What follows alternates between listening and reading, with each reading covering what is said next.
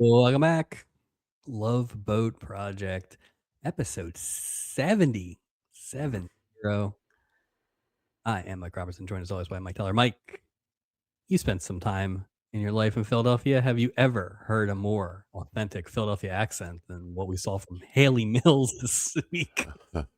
I was initially when I heard Philadelphia, I was like, bring on the subtitles, bring on and the rolls. What is it? Her whole Hoagie bag was rolls? full of Oh. hoagie rolls. Hoagie rolls, yeah.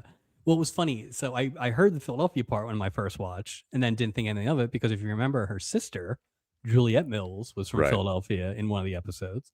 So I was like, okay, people come from Philadelphia, live in Philadelphia, whatever. Sure. And then the IMDb, which you can never totally believe, but it No, mentions, no. this is a rare opportunity to hear Haley Mills in an American accent. And I'm like, not really, and definitely Mm, not Philadelphia. no, So, no. It wasn't even like a continental. Like you could no. see Yeah. Well, she could. There's no way she could reproduce that Philadelphia accent. I don't think she had no, the. it would have had to been like a Kate Winslet and Mayor of Easttown level. She'd have to live in, Well, Jenkintown for 6 years to learn the accent. the It problem just is wouldn't too when happen. you're paying attention for it on the second rewatch, it's like they have her say class and dance It's and all not. these A words that, as people just heard, a Philadelphian says in a certain way, I didn't not hear her say "hun" once, by the way. class, class and Yeah, dance. So, well, it's weird because it's like you're from Philadelphia, but you're like super rich. So Haley Mills is like, what do I do here? yeah, right. And What? they mention how she's a basically socialite, always all over the place.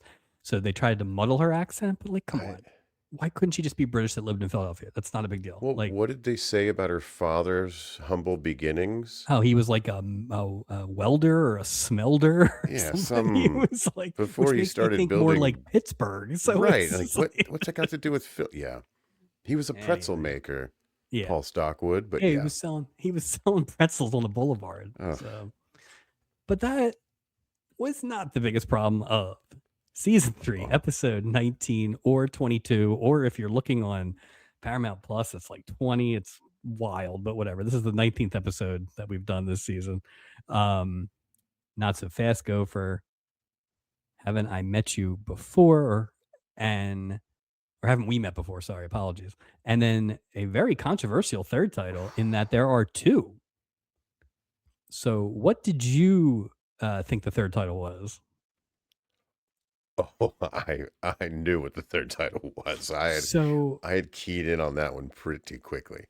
so IMDb has the third title listed as Seoul Yeah, that's what I have. Mates, which is SEOLE, Seoul, South Korea, which makes sense because there are Korean characters in that.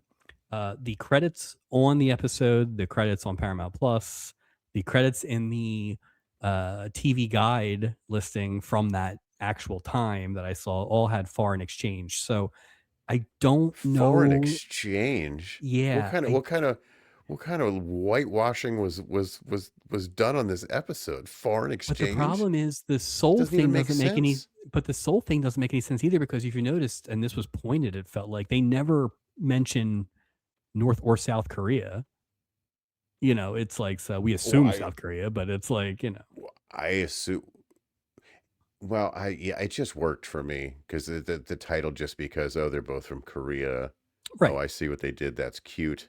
I think both titles are fine, I don't honestly. get the foreign Well, exchange foreign thing. exchange is the exchange of ideas, the Mm. exchange of, I don't think it's, anyway, that Anyway, wasn't the biggest that's problem in not my this biggest issue with that storyline. Yeah. episode. Synopsis for tonight: Gopher's mom's back, Roz. She seems to be having a little bit too much fun in the recent passing of her husband, R.I.P. Elliot Smith. Very recent, by the way, right? Right, I like he mean, must have gotten right off that last episode and kicked. wasn't that was his last television appearance too? It Remember the whole was, musical number? Like, it was, yeah. how much after that did he Well, he didn't know he lived for a long time of the after that. character? The character. Oh well, I mean, they said 6 months, and in our world, that's 9 months basically. Right. So So I yeah, mean, that was, yeah, interesting. Paul Stockwood. lies to Layla Stanhope about his identity to impress her. And Asian comic Jimmy Kim, his act ruffles the feathers of reporter Kendall Park, who is writing a national feature about him. Mm. Original air date here is February 9th, 1980. This is the last new episode before the Winter Olympics. Now, they only have off a couple weeks, it seems like. Oh, But the okay. Winter Olympics are the next 2 weekends. I don't quite know what the TV schedule in the Olympics was back in 1980. You always hear about the Russia hockey game was tape delayed in the morning or something. Interesting. So I will probably check before our next episode. I'm just curious to see what maybe replaced or didn't replace the Love Boat time slot for. That would be interesting too, because the next Love Boat on 71, the air date on that was Saturday, March 1st. Right. So 2 weeks. So yeah. Is it 2, 3? Well, either way, that's a nice chunk of Don't time. forget February's short. So That's true. Yeah. That's true. So yeah, but like I think so the Olympics are like 16 days, but that counts like the opening ceremonies and you know, so basically it's 2 Saturdays. So we'll find out. That's for next episode. What else was on for this one? We got a lot going on here. Excellent. Let's start with CBS and let's head to Wyoming for the Chisholms. Chisholm. Tonight's episode is titled Vengeance. Oh boy. Betsy O'Neill's brothers informed the Chisholms of an Indian massacre on the wagon train line that they previously were on. But Cooper Hawkins rides into town with a much different tale. Wow. So I don't know what Betsy O'Neill's brothers are up to. Well, Cooper Hawkins, I wonder if he inspired Cooper's Hawk, a fine chain restaurant in Tampa. Oh, great bread. We have one Excellent here. Jambalaya, too. Well, the jambalaya I can speak for in Tampa. I can't speak for the ones north. The bread. So. You know what's weird is when you see the Chisholm, boy, their recaps or synopsis are just nothing. They don't give you any. It's like all inside information. They're like, you know, Bill tells Cleo the secret that he learned from Kurt. Like there's never like they explanation of who they are, or there's no action. It's just like words. Like I feel very familiar with Betsy O'Neill, who clearly is not a Chisholm. No, but she's in like in every recap. I wonder if she was the breakout star. I wonder if she was. I think this is the one that Delta Burke was on. Betsy. Spinoff. Is the Betsy. New coming this fall. Betsy on CBS. They followed up with a TV movie, Mike. Get ready. Excellent. We got an old friend coming back. Excellent. Hard Hat and Legs. Wait. Hold on. Stop. Hold on. Hard Hat. That is a great title. That is from the school of Hardcastle and McCormick. McCormick, Harley Davidson, the Marlboro Man. Okay, I'm in. Hey, talk about going right at the Love Boat this week. A rich socialite falls in love with a construction worker who's got a gambling problem. The gambling problem belongs to Kevin Dobson. Kevin Dobson. He was in Knots Landing. I did look because I figured we would need to know. But more importantly, Mike, any guesses on the rich socialite? Oh, geez. We have not talked about her in a while. She has not appeared on a Love Boat episode, but she definitely was a character in a lot of our early seasons conversations. Interesting. Is it somebody from Gilligan's Island, perhaps? No, be somebody from Cagney and Lacey. That's right. Tyne Daly? Sharon Gless. Sharon Gless? As legs? I assume she's legs. What are you known for, Sharon Gless? These gams. Pins. These gams up the yin yang. What? I guess this is pre-Cagney and Lacey. Legs. Yeah. She's got to be the other one, she can't be Hard Hat. She could be. Oh, no, because the construction. Wow. On ABC, this is not the debut, but it's the first time we've talked about it. 8 p.m. Sitcom 1 in a Million. Do you know anything about 1 in a Million? Just in passing, I've seen it on at 8 o'clock on Saturday nights, but I didn't really take a look at it. After her favorite client dies in her taxi cab, Mhm. Shirley Simmons inherits his company, Grayson Industries. She tries to run it with Grayson's secretary and her nephew and his nephew, while facing off with the snobby nemesis, Mr. Cushing. Was he played by Jonathan Houseman, maybe? Close, close. This is a vehicle for Shirley Hemphill, coming off of What's Happening. I love some Shirley Hemphill. I got to be honest. I love her energy. Also stars Keen Curtis as the snobby Mr. Cushing. You may remember him as John Allen Hill from Cheers, the owner of Melville's. Oh, I do? Okay, I know who that is now. Damn. I like him. Okay. And also a recent friend plays the nephew, Richard Paul, old Floyd Schofield from the Oh, two-parter a few weeks ago. interesting.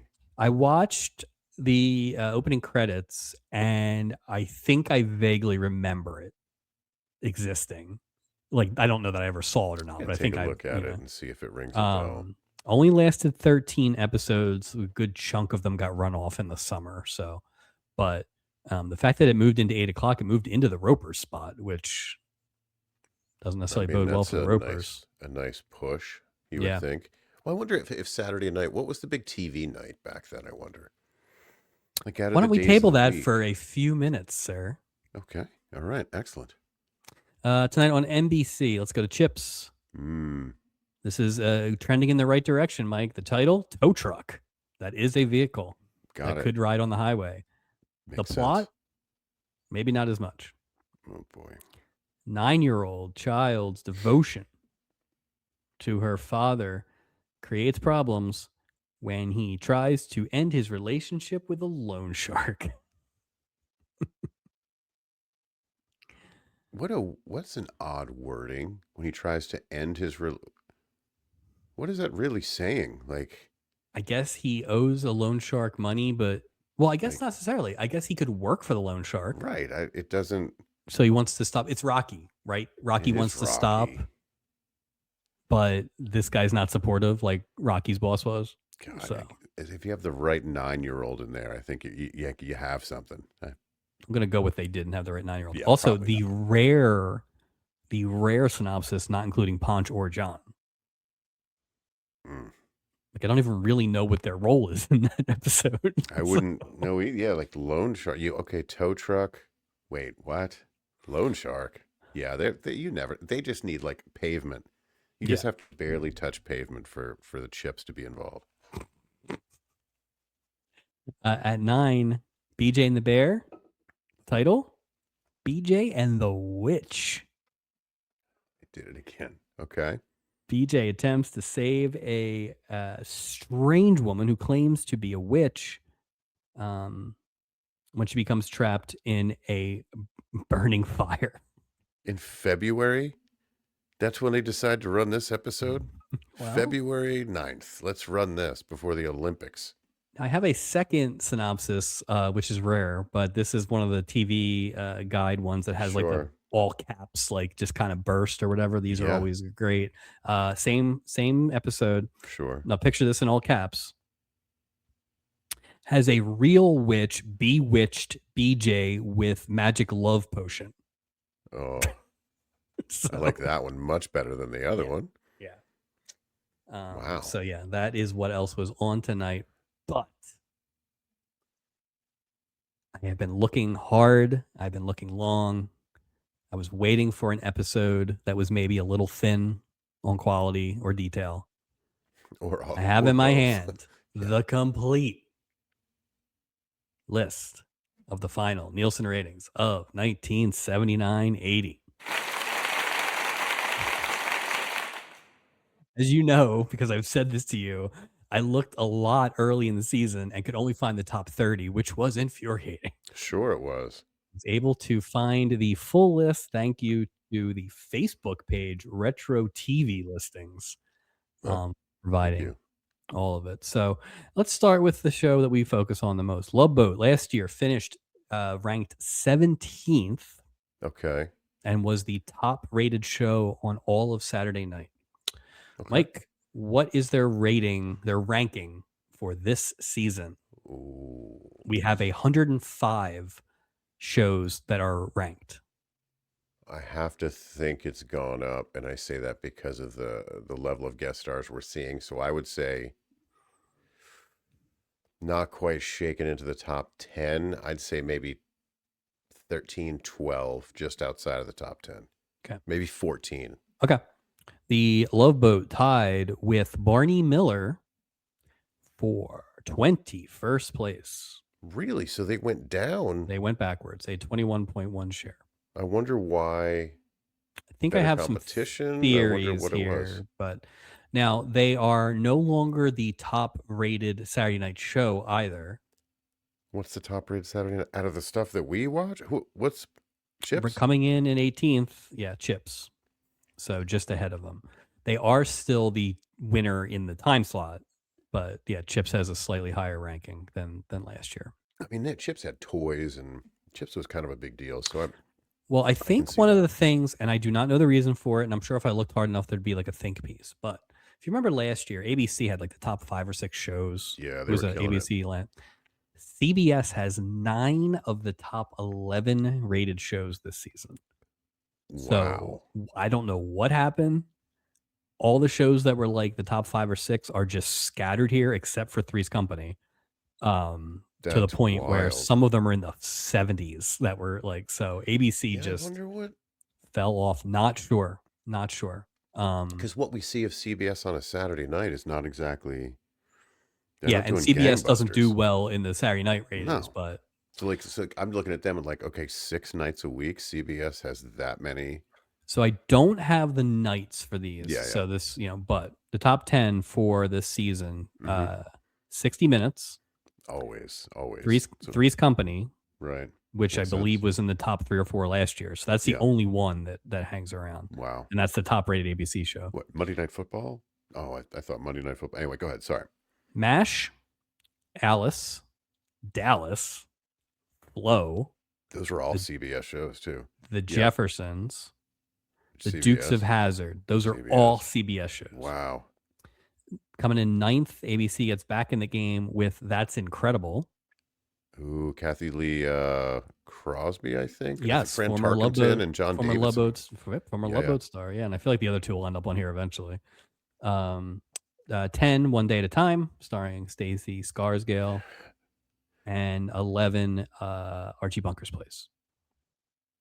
Archie Bunker's Place. Wow. Okay. I have here the final rankings of all the other shows that we've talked about on Saturdays and such through the season. Oh, this should be telling. Okay. So Chips, as we mentioned, was 18th, the top rated Saturday night show of this season. They were tied for 18th with Charlie's Angels. Okay. So That was ABC, right? this is ABC. And like we said, one of the higher rated ABC shows, but yet they still bounced old Shelley Hack after this one season. So interesting. I wonder if that's why they put sitcoms up against Chips, because it was kind of like, what do Those you? sitcoms do not do very well, as we will see That's what here I'm saying. Is shortly. it's almost Yeah. like a throwaway. Fantasy Island, which of course is after Love Boat, finishes 33rd, tied with Heart to Heart, which also for a brief period of time had that time slot. I like Heart So to Heart a lot that more than does Fantasy show Island.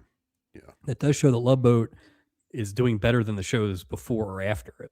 So Yeah. Well, exactly. And it's funny. It's like just give them a reason not to get off the couch and change the channel at 10 o'clock on a Saturday night. the most consistent competition for Love Boat at 9 o'clock, of course, BJ and the Bear, they finished 57th. Oof. Ouch. Oddly enough, Sheriff Lobo finished 48th. That's wow. Okay. Doesn't say much for BJ and the Bear, but 1 in a Million, the show we just talked about, right. finished 71st. Oof. Joe, it replaced at 8 o'clock. The Ropers finished 78th. Wow. Now, this is the And it last is. Ropers. I think we probably know why. If you remember last year, they were top 5 or 6, but they had a very short run. That's a crazy short run to be that good, And just then to be that bad and then be gone. you can't recover from being 78th. And that is just a kick in the nuts if you consider they'll try to add a kid to the show or something like that, like on different Yeah, strokes, but you're screwed at that point. yeah. Feel like maybe some research is needed on what happened to the Ropers there in that second season. So might be Yeah. something to keep an eye on. The Chisholms, Chisholms. 89th. So the Centennial ripoff did not do well. I wonder if it did better in the end than Centennial. I think Centennial did well. I Like, mean, it was star-studded. yeah, this is not that. No. I mean, Leslie Nielsen's in, this one, that other show, but The Chisholms is available. We can watch the Chisholms if we want. I'm not sure if I want to. good. I don't know if I want to. A couple shows from early in the season: Detective School, which I believe had our guy. Oh God, the guy that got punched by his dad because he was hooking up with his girlfriend or Yeah. whatever. Yeah, that's right. That finished 91st. Oof. Salvage One, which was the Andy Griffith on the Moon show, Oh, that's finished right. in 94th. Well, who saw that coming? New Kind of Family, which was Eileen Brennan, and Rob Lowe. We talked about that for like 1 week. That finished 96th. The Bad News Bears, which was on CBS, that finished 103rd. Jesus. What's the worst show? The show that finished dead last in the rankings that I have here available, 105th out of 105 shows.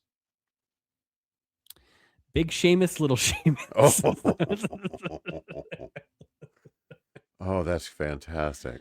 So, that's fantastic. You know what? That tracks. Maybe. So I don't really know what all this means, but for example, Lobo got a 21.1 share, which I believe is like a point is like slightly less than 1 million homes. Yeah, it's like probably like 19, 18 million homes. Big Seamus got 8.2, which is funny because this day and age would be massive, but when you only have 3 channels, that's not. Oh God, people would go nuts for numbers like that. People go nuts for a success level of Big Seamus, Little Seamus. Good Lord. Yeah. So there we go. Glad we found it. Glad we were able to get it in. I think it lines up probably what we thought. Yeah. I will be curious because the next few seasons have like 4 2-parters on the Lobo and stuff like that. So I think that is a sign of they're a strong program. I don't think so. But I will also be curious if this CBS domination leads to something you have brought up before, which is an avoidance of other network TV people. Yeah, I'm interested to see what happens, especially with that shift. I mean, that was ABC dramatic. was killing it, and then that was dramatic. And like, I know that NBC, while the Love Boat is on, will become a juggernaut. That's like when Cosby starts and everything. Right. But we're years away from that. Yeah. So, because like a lot of those shows that I mentioned will be around for the run of this, except for like Flow. Yeah, no Flow. Yeah, some of them weren't, but yeah, no, I agree. Yeah. It's interesting. Flow is this year's Ropers, right? In terms of, I would think so. A spinoff that had a really strong lineup around it or whatever, but they tried. All right, the cast for tonight's episode, which, as you can tell, I'm very excited about talking about since I just did filler for 30 minutes. Nicholas Hammond plays Paul Stockwood. Mike, if you remember, the Stockwood last name was the rich people who called out and the supermarket guy got their cabin. Right. So we're just recycling liars. This is his only boat. He is best known as playing the eldest of the Van Trapp children in The Sound of Music. Also, he played Spider-Man. I know. How about that? That's where I knew. It was almost like in the episode when he was saying, like, she's like, I know you, but I don't know where I know you from. I was having the same thing happen. I didn't figure it out to the second watch, and I was like, he said something that got me. I mean, he acted his ass off in this thing. He definitely did. He was better than those jerk Hudson brothers, which I have a lot of questions about those idiots. I've got a lot of information on the Hudson brothers. Good Lord. I did some research myself, but yeah, it was funny. I haven't thought about that live action Spider-Man show in years. I did not remember him at all, but I remember the costume Spider-Man, so. He just never seemed like Peter Parker to me. I remember that. I was like, that's not, but. He also was known for being the guy who broke a date with Marsha Brady after she got hit in the face with a football. That's So fantastic. And quite then, a quite a list. wow, All right. What did you know about the Hudson brothers before today? nothing. I knew So- nothing. And it was like, oh, here they come. And it was, are they supposed to be like the Three Stooges that don't really hurt each other? Like what they just were really dumb, and they had like the foot written on the bottom of the shoe. Like, oh, no, I don't understand what's going on with these guys. So the only thing I knew about the Hudson brothers came up a few weeks ago, and I think I left it out of the episode, but they were on the list of guest stars for like one of those Christmas things, Mm, where it was like all these stars or whatever. And I left them off because like I already had 10 names and right. who the hell are the Hudson brothers? So when they popped back up, I was like, okay, at least I know who they are, but I didn't realize they were even the Hudson brothers until they were all smashed into the portal. Oh boy. Yeah, good point. Are they the Three Stooges? Are they the Marx I Brothers? don't know what they are. This was a lot. So, this is their only boat, thank God. Thank God. All right. So I kind of lumped them together, but tried to separate them. So Bill Hudson, he's the one who plays the fake doctor in this Lewis, one, yeah. Louis DaCosta. He was previously married to Goldie Hawn, which makes him the father of Kate Hudson. He was also married to Cindy Williams, so that is a wow. Those two much could not be any different different. taste. Wow. Yeah. So, Oh, wow. Brett Hudson played Ed Corey. I believe he's the one who makes the first introductions when Haley Mills shows up at dinner. Isn't he the airline pilot? I think so. I think so, yeah. He's the non-bearded one. Yeah. He didn't have as many like accolades after the fact, so I lumped him in here where all three brothers co-wrote and starred in the 1980 film Hysterical. Hysterical in that movie. Right. Sure. This is in the Hysterical apparently is in the tradition of like Airplane and stuff. A burned out writer retires to the Pacific Northwest where he or Northeast, I guess. He's like in the lighthouse or something like that he had rented, but the lighthouse is haunted. More importantly, what I found out today in some research is these guys had a variety show. It was like called Razzle Dazzle or something like that in the early 70s. And it is zany. I think it would qualify as zany. They sound like every kind of like airy pop group you've ever heard in the 70s. And then they just have like this manic comic energy, which clearly is their thing. Yeah, they're a lot. They were a lot. The most accomplished, I would say, of the three, if you don't count being married to Goldie Hawn, is Mark Hudson, who was Jerry Crawford. He's the guy with the beard. The beard, yeah. He went on to a very successful record producing career and worked with Aerosmith and won a Grammy for co-writing and producing Living on the Edge. Oh, wow. Okay. So, yeah. So he's got like legit chops. Yeah, those are like legit chops. I guess he worked with Aerosmith on their follow-up too. So who would have thought he would have done that after seeing this episode? But yeah, well, I mean, that's not acting, I guess. So no.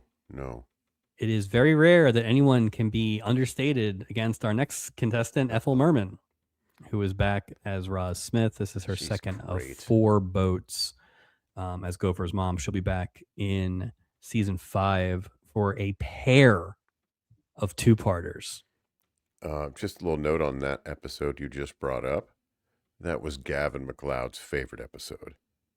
That episode, the 2-parter. Where do you see who else is in that 2-parter in season 5? It is. Oh, I have the list. Ode to Old Hollywood. Yeah. Okay. So is this the one that went to Australia? I don't know where they went. I just know it was season 5, a 2-parter with Ethel Merman. Yeah, there is one of those 2-parters in season 5. They go to Australia and has like, I'm not even going to do it. There's like so many names in here. It's an insane amount of names. Yeah. So damn, how long of a cruise would it be it's a long flight to Australia. Well, again, I'm trying not to spoil us too much, especially 5 isn't too far away. Right. But it seems like they would Have basically new fly down engines there on to the boat? work they would work the cruise out of Australia, not necessarily wouldn't be the same boat. I Oh, think that's how they're going to cheat some of this is well, they the should have done Princess that when they line. somehow got across the Well, but that Panama was the actual Canal. boat. See, I think now they realize, I'm Oh, sure, people like us that existed in they 1980 were like, you knew. guys can't do that. Not So this my guess time. is Steubing's crew is so lauded for being, amazing that they get to go on these other things, but they just kind of fly him in. It's like, we got to get the best crew. But they wouldn't know what to do. Everything would be on the wrong side. Steubing would be like, "How am I supposed to captain a ship that flushes backwards? What's I going mean, on we here?" can't let Julie around boomerangs. That's just, it Or just seems like Vegemite. It would just be, ugh, or based on this week, open microphones. oof. Um, Haley Mills, as we Haley said, Mills, she uh, Philadelphia's own. Philadelphia's own, yeah, the pride of 2 Street, Haley Mills.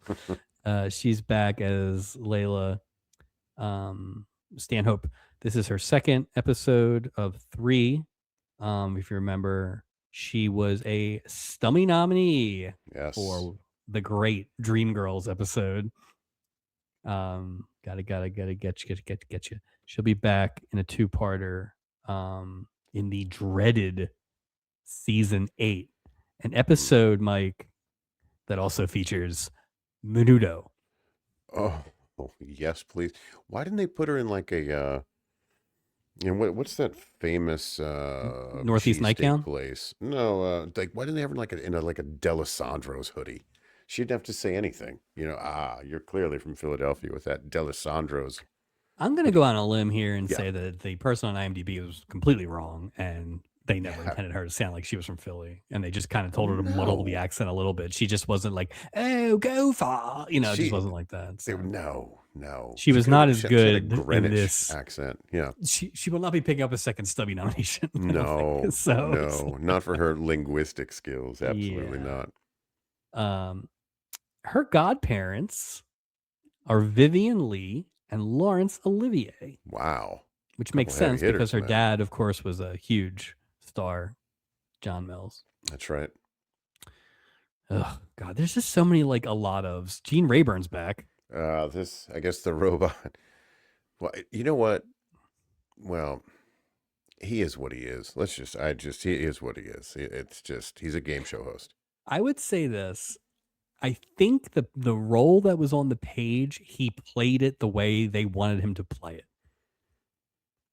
Well, I mean, So he he knowingly, was annoying and well, he too joined high the Navy energy. to see the sea. Saw the sea, and I saw the sea. This is his second of 3 boats, as Mike said. He, of course, was in the infamous "Robots Can't Go in the Pool" episode. He is back. He is back, Mike. I need you to tell me if you don't want to know this episode he's back for in season 5, because there are some things in here. I will just move on and say just move on, because he puts off like energy of mice and men. Like he's gonna just crush a bunny in his hands in this. He just is so not in touch with reality. I just want to say the episode he's favorite. back with, he's back in, is an April Lopez episode. Oh God, I hope he's not connected to April Lopez. He's not connected to April Lopez. Holding April for ransom. Mike, he's not connected to April Lopez. The person April's connected with in that episode is 100 times worse. Is Hulk Hogan? Is it finally the Hulk Hogan not episode? Hulk Hogan. Do you know his final credited TV appearance? Hulk Hogan was 1985 Riptide, playing himself. Gene Rayburn. Yes. How did he figure into a Riptide plot? I wonder. There was a beauty contest that there was a murder at or through, itself, and so I assume he was hosting the beauty contest. Oh, he's terrible. So. Johnny Yoon plays Jimmy Kim. This is his only boat. A lot of only boats here. He is a real life stand-up comic, which I think tracks based on his kind of performance. He appeared on 34 episodes of The Tonight Show, which is a big deal back then. Yeah. So 34 is a lot. He followed up his Love Boat appearance by appearing as a TV talk show host in The Cannonball Run. Oh, excellent. Excellent. Momo Yoshima plays Kendall Park. This is her only boat. She played a crew member in the first Star Trek motion picture, and then Really? various roles on MASH for 3 episodes. She got kernsed, but because it was a plot point, I guess that's legitimate. So that's not a kernsing. Oh, the surprise of right. So is it the surprise didn't last long. It wasn't like yeah, it was, but I mean that's why they did it, right? I mean, yeah, I would think so, and that's probably why they said they did it. So it's a plot kerns, I guess. Be like, no, Momo, we wanted to give you one. It's just, come on, there's girl. this huge reveal here in the first 5 minutes of the Spoiler show. Anything to say before we get on this dumb boat for this week? No, nothing to say here. I'm glad I know who the idiot Hudson brothers are. No offense, guys. I just, based on the context I'm dealing with, which isn't much. Yeah, I don't think we're going to be doing episodes of Razzle Dazzle, which, by the way, all over YouTube. You can watch. We could do the Hudson Brothers Razzle Dazzle project if we wanted. We just open a merch store for them. Well, I was just trying to find. I didn't know anything. I was just trying to find a song, and it took me forever to just find a song. Now I just kept finding all this Razzle Dazzle nonsense. So, but it does make Smothers sense. Brothers style, or just wackier than that. It's just very. It's like, because you remember, it's like 1974, let's say. Right. So it's like, it's got laugh-in energy. It's just like, it's kind of ahead of those schmaltzy variety shows, but it has some of that beat. It is manic. It is kind of a Marx Brothers thing. Like in this episode, they're very Marx Brothers. That's what I got out of the fact they're in the same cabin and the shoe thing. And and it's like jumping in the bed. It's just very like if they were in a silent movie or something like that. So we had the white cream on his eyebrows. Like there was so many little things going on. And the thing is, I will say this: they were a lot, but much like Gene Rayburn, I think they were what they were supposed to be. Oh yeah. So I'm not going to blame you for. I'm not going to blame you for being what you are. No. And especially what they were encouraged to be. And it kind of fit the episode. Yeah. Which is not a compliment. Which I don't know how you did that, but congratulations, ? All right. Speaking of this, let's get on the boat. The 4 dudes enter the boat, and at least 75% of them are excited about the talent that they're seeing on this boat. People don't say that anymore. No. These guys were very forward and said a lot of things.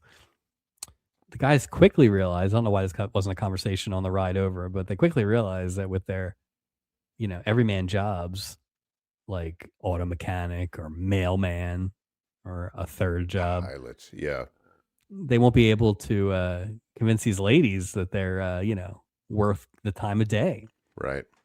So they start to make up jobs: doctor, lawyer, airline pilot. I guess this will fool the ladies, which, I mean, listen, in theory, right? Although you end up marrying a lot of the people you meet on this boat, so you got to be careful, I guess. Yeah, just watch it.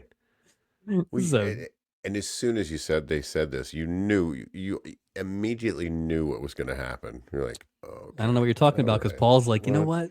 I am who I am. I'm a waiter. And if a woman doesn't like that about me, she can shove off. As far as I was concerned, it was Spider-Man talking. So I was like, kids, be quiet. It's Spider-Man talking. So I'm glad that Paul and his high horse will at least be classy about this. But here's the problem. Suddenly a striking fancy lady enters the boat. And I don't know what to call these, because they're not flashbacks, but maybe they are. But they're like transposed, where like he sees her, but then he sees her in a different way. Well, just like she saw when he was like the waiter. You know what I mean? Later on, if she did, spoiler, same kind of weird. I thought it was an interesting way to do it, but it's weird if only one but it's weird initially. It made more sense the second time. Yeah, absolutely. You almost needed to have the old Steubing flashback, like foggy screen or something, smoke machine or something. Yeah, make it give look. Give me some smoke, some dark sides. It turns out Paul knows her from the restaurant that he works at, and she's this kind of socialite that doesn't have time for the common folk, Mike. She is not a Dusty Rhodes. She turns a nose up at the commoners. I just want to know why she's eating at Texas Roadhouse. That's what I want to know. You have all that money. What restaurant do you think he works at that she frequents? That's what I wonder. What is it? Friendlies? Well, it's New York, right? Ponderosa? So what's the one at the train station? Is that like a TGI Fridays or Mm-hmm. That yeah, the one New right by York the in Penn pizza? Station. Yeah, Yeah, so yeah. it's Sbarro's. By the So, Duncan. Yeah. um, Steubing is chatting with Jimmy Kim, a comedian who is this week's entertainment. Jimmy thanks Merrill for helping out with the last second arrangements for reporter Kendall Park, who will be writing a national feature on the young comedian, first time ever. Merrill says that it's good publicity for the princess line, or I don't know what. I don't know why. Like at the most, you would just get mentioned in an article. Like, Because it's about the comedian, not the ship that. yeah. Unless it's like, oh, I'm good with just you can see him performing Well, I almost feel today like and it's like tomorrow, I and that's it. did see him perform on, so I guess it's like lovers of the Oh, comedian, and yeah.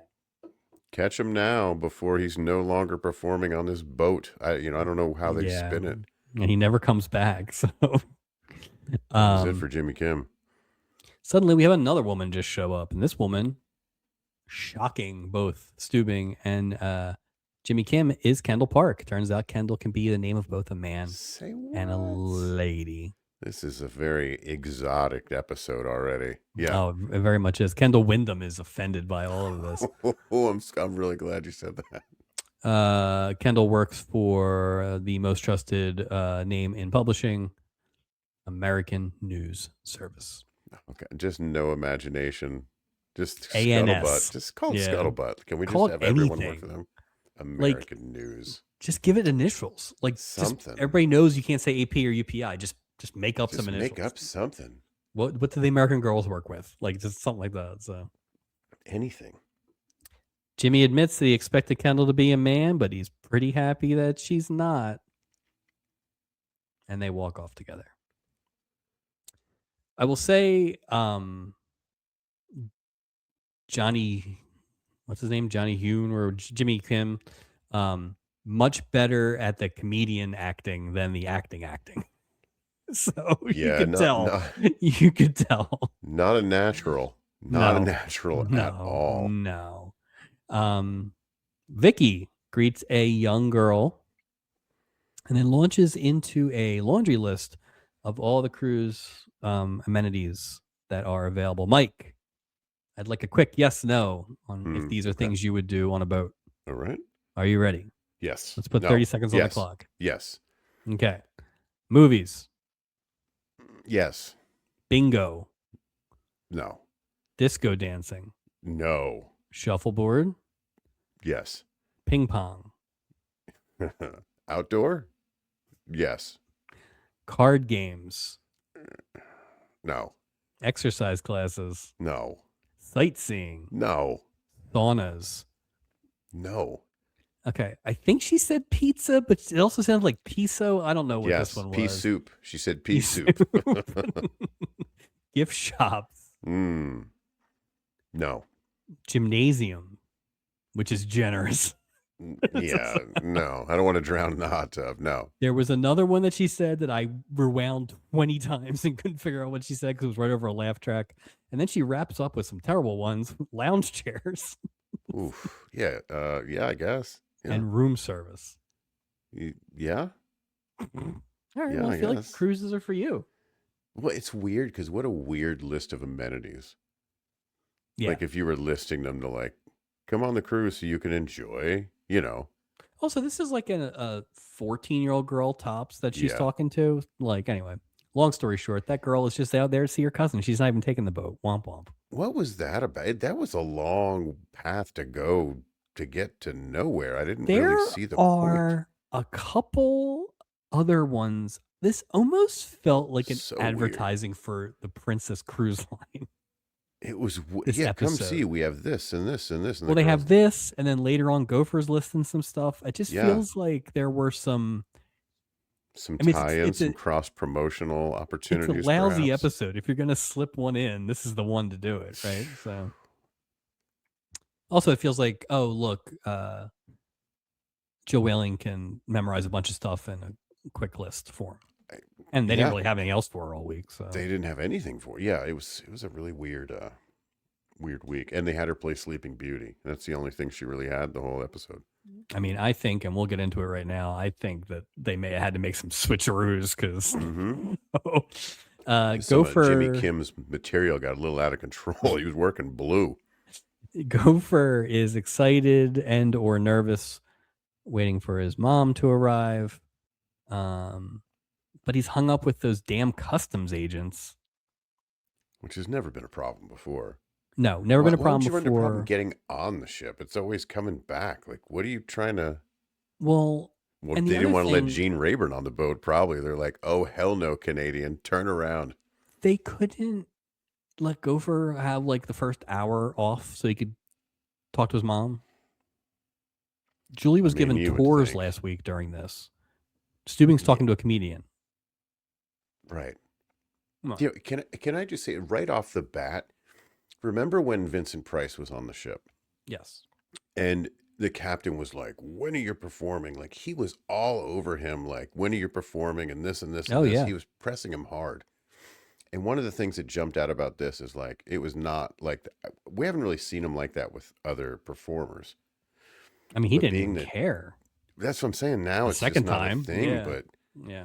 Jimmy Kim, I'm just saying Stubing's pretty loosey goosey with, as far as like making this guy do Yeah. his act.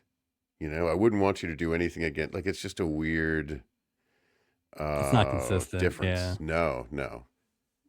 Um, Julie with a weird line delivery saying that she can, handle the customs thing, but then she doesn't go handle the customs thing. Was there a sound thing going Yes, on there with was a her sound voice? thing. What the hell was So going on with that? there's one later that's worse, but this was we haven't seen this in a while. This might have been a pack of Marlboros, Julie, because it was Dude, it just was bad. it was pretty bad. And then Gopher leaves, Mm-hmm. and then the three of them are talking, and Julie starts to say that they have to keep Gopher's mom so busy that she can't get sad, and clearly she's supposed to get cut off by Doc, but somebody missed something because there's Yeah, like a it was gap oddly of like a timed. second or two. I Like don't know it why they was, didn't reshoot it, to be honest with you. yeah, It it was it was was it it was was weird. weird. Very choppy start here for the Yeah. crew. Suddenly, we get a rousing rendition of "We Join the Navy" To see the as sea. as Roz and her friend Lyle, guy she just No picked last up on the name. bus. No last name on Lyle, by the way. Shady. Well, Yeah, so no last name listed, but they did mention a last name a couple times. But I again, it's that think so. warbled thing where it's like Walden or Warbooks or yeah. But Roz picked up this guy on the bus, and now they're thick as thieves, I guess. That song is so annoying because there's only like 4 lines to the song and they just keep singing it Yeah, over and over and yeah. If you over. like Public Domain, this was your week. So. Well, that should be our new theme song. We've been looking replace the boat horn with "We join the Navy to see the sea." Jeez. Is that a sea shanty, Mike? Would you say? I mean, I think it's like is it from like South Pacific or one of those? Like it's the Rogers and Oh, Hammerstein that sounds like. yeah. It sounds like a So World War II. yeah, Imagine people singing that in undershirts. yeah, all doing the same dance Yeah, motion. yeah. Roz reports for duty for fun and frolic. Frolic. Settle Yeah. down there, Roz. She's looking for Gopher, but Gopher's dealing with customs because Julie didn't do what she said she was going to do. Weird. No time for this though. They start singing again, and we're off. Wouldn't you? Again, to your point, if she's on the cruise to sort of like feel a little bit better, or make him think that she feels better, he wouldn't just wait. You know what I mean? That was a weird thing too. The fact that he didn't meet her, I thought was a weird story choice. I mean, so let's look at it. Julie was hovering around everybody and then ran yelling when her parents arrived. Right. Stubing was on the lookout for Stubby the whole time. The only reason Isaac didn't go meet his mom right away is because that his girlfriend showed up unannounced. Right. So he was trying to balance 2 plates, so it is weird. Mm, It it is is it is weird. weird. Like, just don't say anything. Just say Gopher's busy, but to have Right. the conversation where we got you, we know your widowed mother's coming. Something just Yeah. to address. It was just a weird. Anyway, I'm probably focused on something dumb, but yeah, it seemed odd to me. This is all dumb. Yeah. Oh, This is a it's dumb this is a 44 minutes of dumb. Yeah. this episode's got like 90 good seconds, and the 90 good seconds isn't even as good as I thought it was the first time. No, I agree. So I know I hurt myself by watching it so many times. It's like, oh, it's getting maybe I just was one more so watch. excited about the 90 seconds in the first watch, and then watched it today, and I was like, this isn't as good as I thought it was. That's funny. We get a horn, and then we get what is now like 3 weeks in a row of the dinner swelling music Yeah. kind of glory shot. I didn't see any flags this week. I don't know if you did, I but didn't either. I yeah, looked. it I didn't seemed see to be a anything. Mexican type music, but Yeah. um, we're That not was my getting. assumption. Yeah, but we didn't have the flags. So No flags. Kendall and Jimmy are at dinner. I guess starting up their interview. Kendall's used to doing some hard news stories. This is her first kind of celebrity piece. And she's not sure Celebrity? if she's asking the right questions. That's a loose interpretation of the word. Imagine her telling her sister, "Hey, where are you going? Oh, I have to go on the I got a free cruise to do a story on Jimmy Kim, the Korean comedian on the Princess Cruise Line." Celebrity? I Is that just, filed under celebrity news in the newspaper? I don't well, think first of so. all, how dare you besmirch the United American Services or whatever it was called? So, It's all over page 6. Comings and goings of Jimmy Kim. All right. Jimmy assures her that she's asking the right questions, but in a flirty way. And this is off to about a rough a start as the crew entrance there was. So, Quite an actor. yeah. Smooth. Yeah. All right. So we're in Roz's room. The somber music is on. And Mike, we just talked about this last week, how we hadn't seen it in a while. Welcome back. Dead Man Picture. Yeah. I was thinking that too. We just talked about Yeah. oversized picture in a suitcase. I would say not as big as ones we've seen in the past, but still, I was it's sadder there. to see this one than Well, I we knew was for him. any other giant Yeah, photo. we knew him. We didn't know the other people in Yeah. the pictures. Yeah. I was bummed. Stubing arrives to give his condolences, and to set up Ethel Merman's some acting here. Roz says that it's hard to go on after someone that you spend so much time with dies, but she wants to do it kind of keeping the stiff upper lip for Gopher, not to let him worry about her. Is that the definition of stiff upper lip though with her? Because she's just acting like, honestly, she's acting like a goofball so much. Like, So she, in the first episode, was a version of this, right? To the point where yeah. Gopher's dad even told her to chill a little bit. Yeah. So I guess in theory, if you're just going to act the way you were acting prior, that's a thing. I That's think true. I it's see. insane, but I think It, that's what the thought is. it's staying the course, right? Right. To not. The difference was everything she did in the first episode that was at this level was with Gopher. She's Yeah. never with Gopher. That's the problem. They're almost avoiding each other in a way. So, So which like I guess Isaac peripherally. mentions at some point. Yeah. What a great talk, by the way. Yeah. But yeah. Yeah. That's the 90 seconds. Yeah. Yeah. So, she also gets a captain's table invite, which, is a fate worse than your husband dying. You don't I want to guess, be on that table. So, Nope. how many, if any, of the other crew members went to Elliot Smith's funeral? Oh, that's a really good question. Because I feel like Steubing didn't. And he also No. didn't even send flowers, because you could have had Roz just say, No. "Thank you so much for your flowers." Like, he didn't do Right. anything, I don't think any which of is them kind went. of a dick move.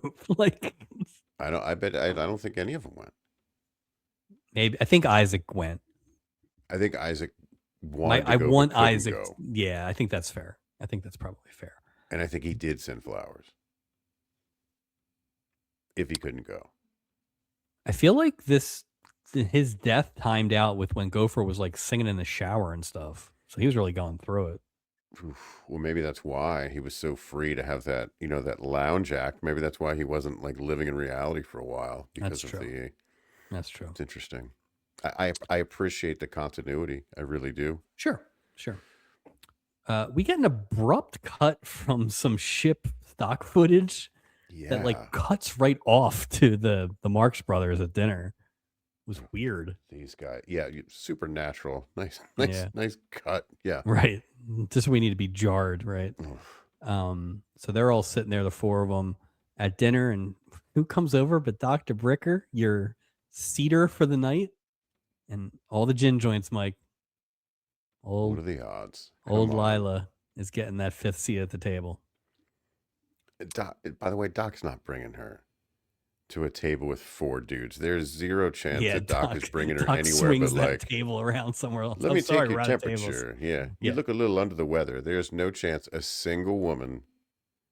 Stop it. He's Yeah, not Doc's just doing that. pulling a folding chair up to his examining table. It had to be Julie or it's not happening. Well, and that's the other thing too. There are a few pieces in here that felt like, that's probably a Julie thing. Yeah. Yeah. So I do feel like she got benched for some of this stuff. There were just spots that were 100%. clearly Julie things. So Yeah, this is the one that really stood out to me. yeah. Like, this makes no sense. Doc wouldn't do that. Um Ed kind of does the introductions of everybody. This is kind of where we hear some stuff about all the different characters, nothing super notable. But Haley Mills swears she knows this Paul character from somewhere. She just can't place him at all. I'm screaming at the TV. I'm like, Layla Stanhope, it's Spider-Man. They should have run with that storyline. Let him be Spider-Man. Come on. Paul, It's Paul, so s- awesome. Paul says that he lives in New York. Lila lives in Philadelphia and spends a lot of time in NYC. We've talked about her fine Philadelphia accent. So. Fine, Philly.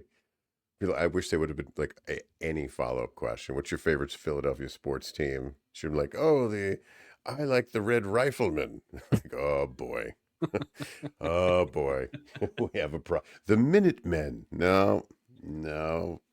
Philadelphia. I'm She from doesn't know. I'm from Philadelphia. Oh, she's terrible. Fake Philly.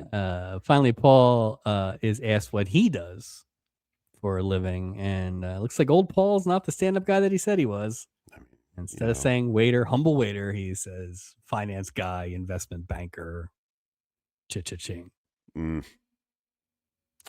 This guy. Terrible The Hudson idea. Brothers energy is simmering at this point, but you can tell it's going to bubble over here pretty soon. Well, it's funny because at this point of the episode, I'm like, who the hell are these guys? Like, why are these three? What is like? Yeah, like if they were conjoined, it would make sense. But these three, I'm like, what are we doing? It's that thing where it hasn't happened as much as I expected, but there are just things that, especially if we don't like research it beforehand, which I certainly didn't, there are just certain characters, castings, things that are of a time, and it's just like we are out on the joke right now. Yeah. Like, and this might have been too late of a time for these guys. Yeah, I mean, like it seems like that. Yeah, so yeah, they guys. Yeah, I'm just like, what are we doing? Yeah, what's up? Gopher can't find his mom anywhere, but Steubing and Doc assure him that she's fine. She's been in good spirits, and everything is a-okay. I mean, like, what did you do with my mom? Like, I've not seen her. Are you hiding her somewhere? Like, what the heck? Enter Raz to La Cucaracha. Oh boy, wearing a sombrero and dragging old Lyle with her. Gopher finally gets to talk to his mom, which is ridiculous. 2 days later. Yeah, seriously. But it's time to sit down and have dinner, and I guess Lyle has knifed his way into the captain's table. So. This guy sits. Yeah, no kidding. So this table is Doc, Steubing, Gopher, Raz, and some guy from the bus. It's the crew table. This isn't the captain's table. That's ridiculous. It's crew, family, and Lyle. It's also like kind of up in that dais area, but even a little more low. Like they cannot put the damn thing in the same spot 2 weeks in They a row. don't. It is. I feel like the captain's table early in this series project, whatever, just had so much more sparkle Gravitas. to it. It was a Yeah. thing. Then we had a seating chart: man, woman, man, woman, man, woman, because it fit a certain storyline. But now it's just there's nothing here now. It's all crew. The crew shouldn't be eating at the captain's table every week. That doesn't make any sense. No, it's like seat fillers. They're taking more than half the table. Yeah, I would say more often than not, they make up 50% of the table. Yeah, like what kind of crap is which is that? embarrassing. Like what lucky So four guests to get to stay. Come on, he'd have to have dinner every hour on the hour to see all the guests on the ship. Jeez. all right, we start Act 2 out on the deck, and hey, Mike, I hope you like the moonlit deck because this act is for you. I'm tired of the fucking moonlight, Mike. I got to be honest with you. We'll get used to Enough it with because the they got their stupid money's moonlight. they got their money's worth out of it this week. Jesus. So- Oh, it's so romantic. But even last, oh, it's so romantic. Hot chocolate with marshmallows, romantic. Moonlight. It's the moon. That's it. It's the same moon you see at home. Just get over it. There's nothing romantic about it. It's also probably cold, even in the Gulf, right? It's got to be cold in the Pacific. It's magic. Stop it. You're in the open seas. I like how it's always smooth too. There's never any like choppy waters. You think it's just monoxide that's like slipping through the gas pipes, and that's what's making them. Everyone's loopy. It's just they're really inside of like on a lake. Like no, there's no choppy seas. Nothing. I don't know why you hate love so much. Storms. And the moon. We've had one storm in 3 seasons. That was like 10 minutes. So. Kendall asks Jimmy if they should be getting on with the interview, which is weird because I thought that's what they were doing earlier. Yeah, what was that? Jimmy's ready to get on with the smooches. Oh boy, Jimmy. This is very unprofessional, and I'm sure that the United American Services cannot be happy. He should have been like, here's something for your article. Moonlight. Jimmy Kim. Boom. When I read American News Services, there's a certain level of journalistic integrity that I expect, not your reporters just making out with the subject. Do your job. You got a free room, Kendall Park. Stay on target. This is why American News Services went out of business. I can only imagine the quality of her story. What's the story? Go see Jimmy Kim? No. She doesn't even write it. I want to read the first draft of her story. Is what she I want doesn't even write it. Well, I want to read the Spoiler. first draft. Paul and Lila are dancing. She keeps trying to pin down where she knows him, and Paul's kind of tiptoeing around it, trying to, deflect and just not really get pinned down. Yeah. And the Hudsons are kind of doing nonsense in the back. Great. This episode is terrible. It's a terrible episode. It's an inoffensive, terrible episode, which is, we will have this argument later, but it is that thing where it's like, it's just not good. So and it moved. Good. It was just it did move. It did move because nothing happened. Nothing happened. No. Hey, we're back on the deck. More moonlight. Let me guess. Yep. Gopher and Roz are walking in the moonlight, taking a stroll. Roz says that she never felt better in her whole life as she does right now. That's great. That's also, great. Queen of communication, Roz Smith. Also, thanks, Gopher, for the ticket on the cruise. Jeez. And hey, isn't that Lyle a card? What a card. He's talking about having a limbo contest, Mike. Oh, wow. Yeah. Yeah. How low can Gene Rayburn go? I think I would love to see that. I did appreciate Ethel Merman giving the basic rules of limbo. That is funny. Did they have to do that? Did they think people in Middle America didn't know what limbo contests were? I don't think there were a lot of limbo. That's a very cruise thing too, wouldn't you think? Like people in Iowa aren't lining up for limbo contests. I feel like every block party I went to when I was a kid had a limbo. I knew the limbo song as a kid. What was that? Sing? How low can you go? Remember, right? But it explains the rules. Yeah, it's real. So... But I mean, the lean back thing. There's different. we would do. I wasn't a big Limbo guy. I don't know if that I'm not comes as a saying I was a surprise to big you. Limbo Yeah, guy. I just didn't think it would needed to be explained in such everyone ham-handed knows fashion what than it was. Limbo. It's like Yeah. frisbee. You don't stare at it and ask for an explanation. You throw it. It's real simple. Beetlejuice rules. Lyle shows up because they were talking about him, and he shows up with his limbo stick. Of course he does. Of course he does. BYO Um, Limbo stick. he asks Gopher if he's ready, and Gopher's like, I'm gonna go to bed. I'm too tired to limbo.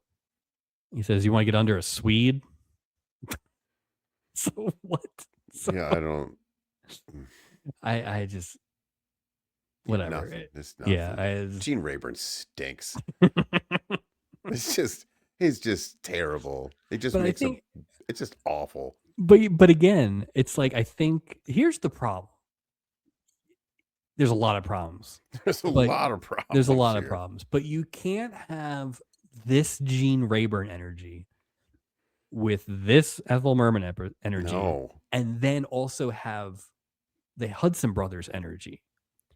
It's just too much. Just too much going It's on. just It's like too much. Like it's just look, it's just the brightest light I've ever seen. Like, can someone just dim the lights just a little? It's too everyone is much. trying so hard. Everyone's trying to get their crap in too. So Yeah, it's just that's true like too. Yeah, you know what? You're right. It's like dancing, but everybody's dancing really hard, but they're also like not dancing the same way, and they're they're all all just like, yeah, soloing. it's Just it's not a very cohesive production this week. The way I just yeah. one of the few good parts of this whole thing, which is shocking because I was very nervous about it when we saw the synopsis. But now the comedy stylings of Jimmy Kim. Oh, You know, Mike, I would say he's a very funny man who proves that humor is a worldwide commodity. I was cracking up. What? So you? I was So cracking up. I Jimmy thought Kim's right up my alley with his comedy styling. I thought his delivery was interesting and felt So like a real weird. comic. And I thought the jokes were they put themselves in a bit of a spot because you can't be super offensive. Imagine if So they I just went think for it. I John Yoon said, "Fuck it." Like, well, let's just go. so they were not offensive jokes by any means. They had to kind of trump it up to be offensive a little bit for the story, but Well, I thought it was a stretch that Kendall Park was offended. I was like, at which yeah. at But I thought some of the jokes were funny. Her family was so poor that they had to rob the robber, and that was the funny. the I thought last that one was about good. the tickets was funny, and That was you know funny.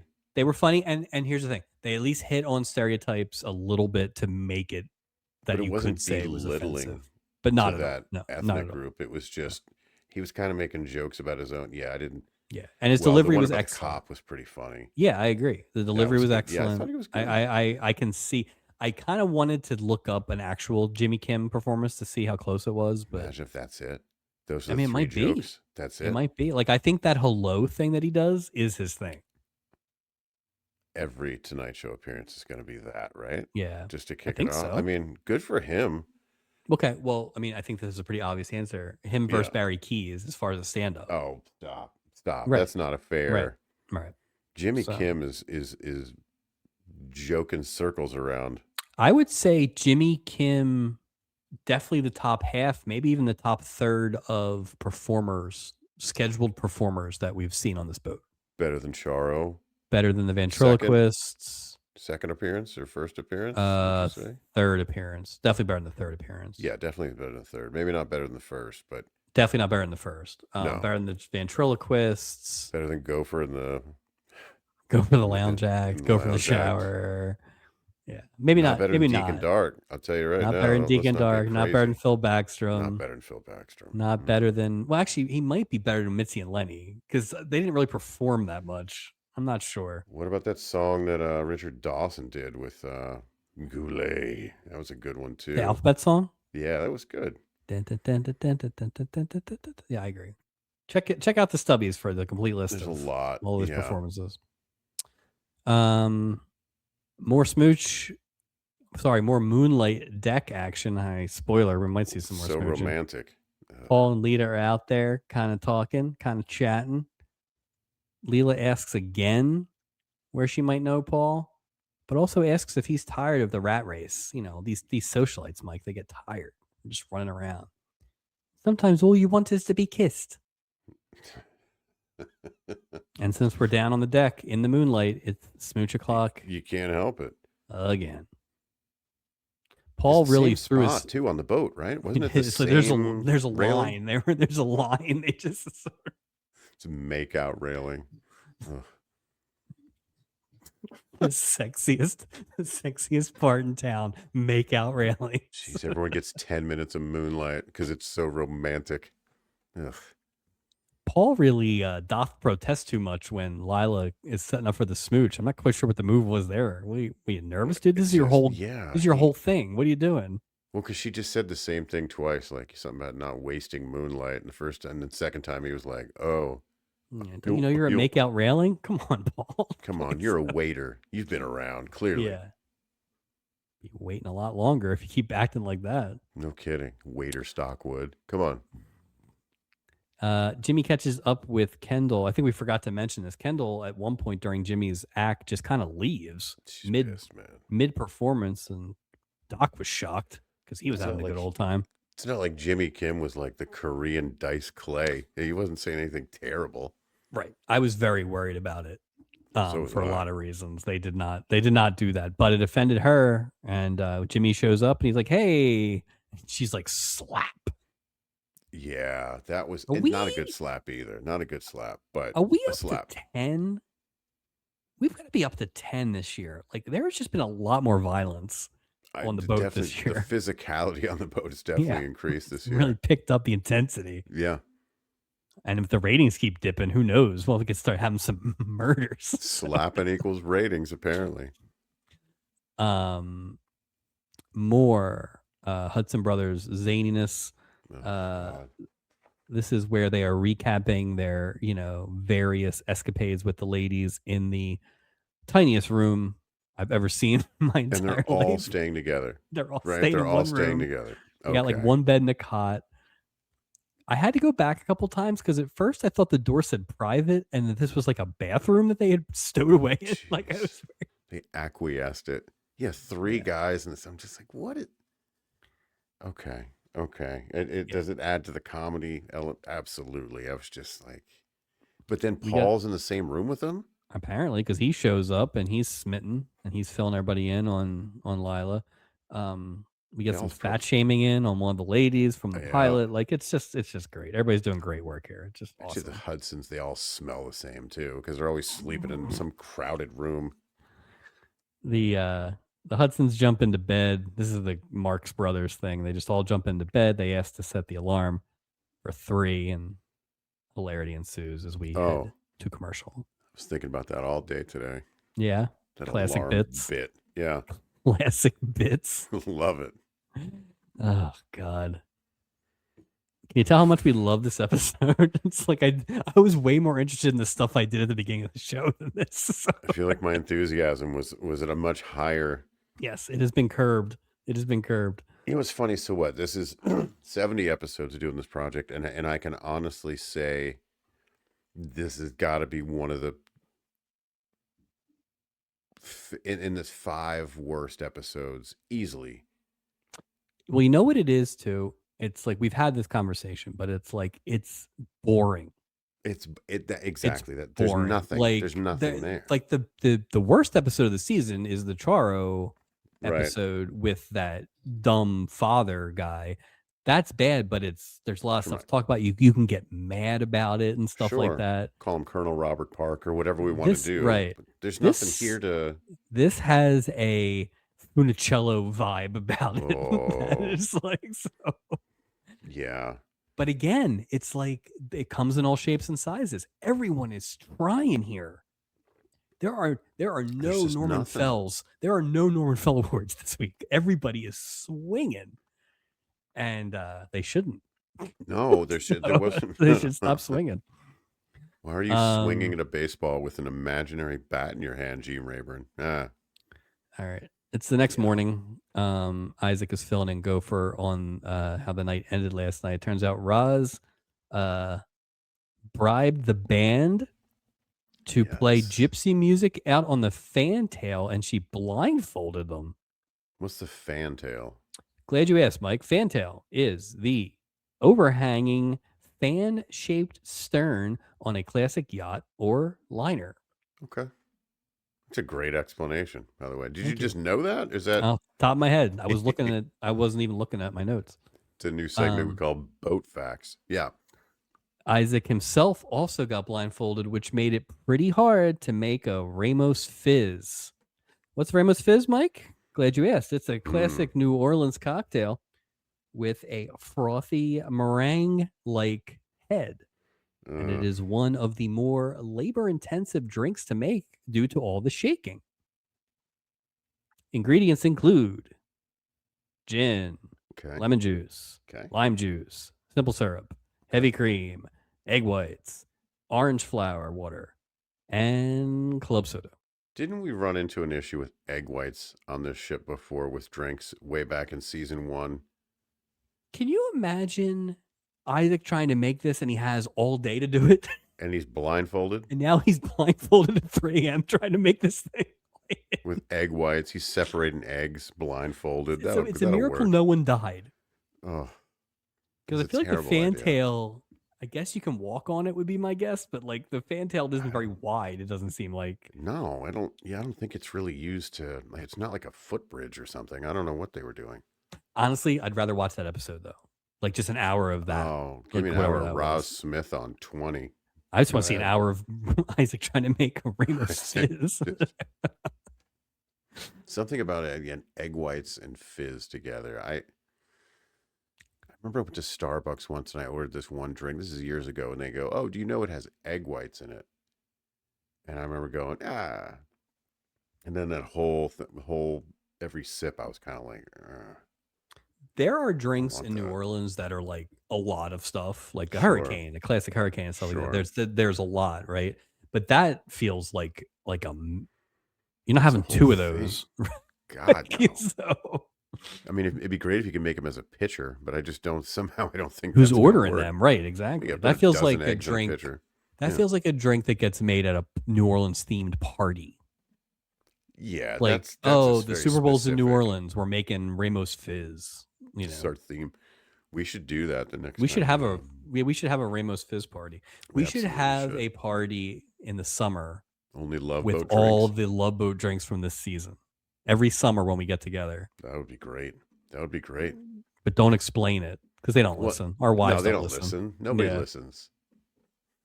Nobody that we hang out with in Nobody the that we summer know listens. listens. Yeah, no one that should feel obligated to listens. Sure. Sad. God. Roz joins Gopher at breakfast and she's feeling it. She is feeling it. Yeah, she is. But she did win the limbo contest.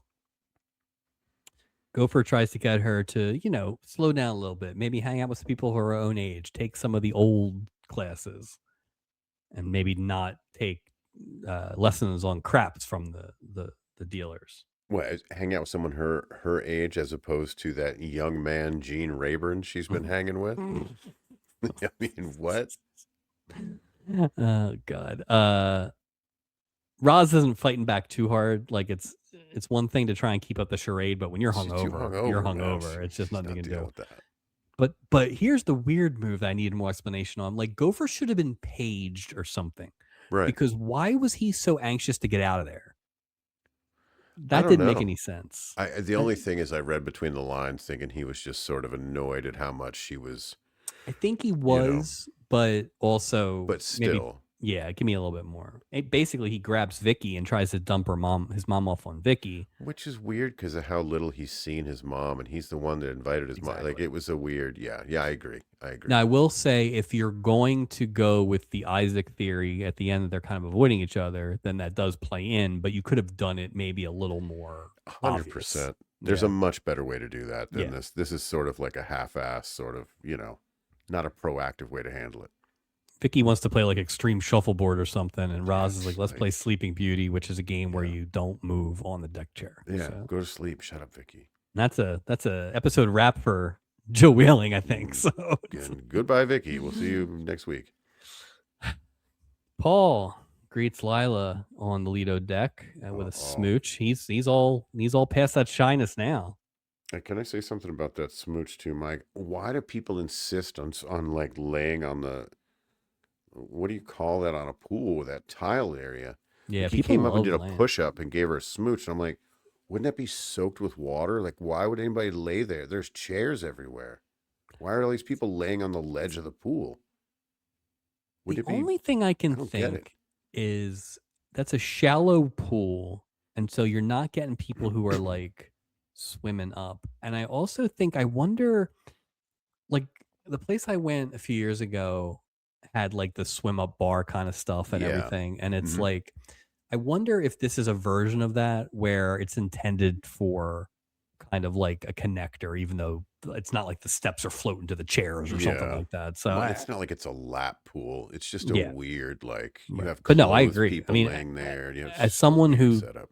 generally doesn't use the ladder to get out of a pool, Right. like I would rather have all the options available to me and not have to 100%. work around you sitting there. You're like, So, why are you laying there? There's empty yeah. chairs behind. Anyway, yeah. You know what goes good with smooches, Mike?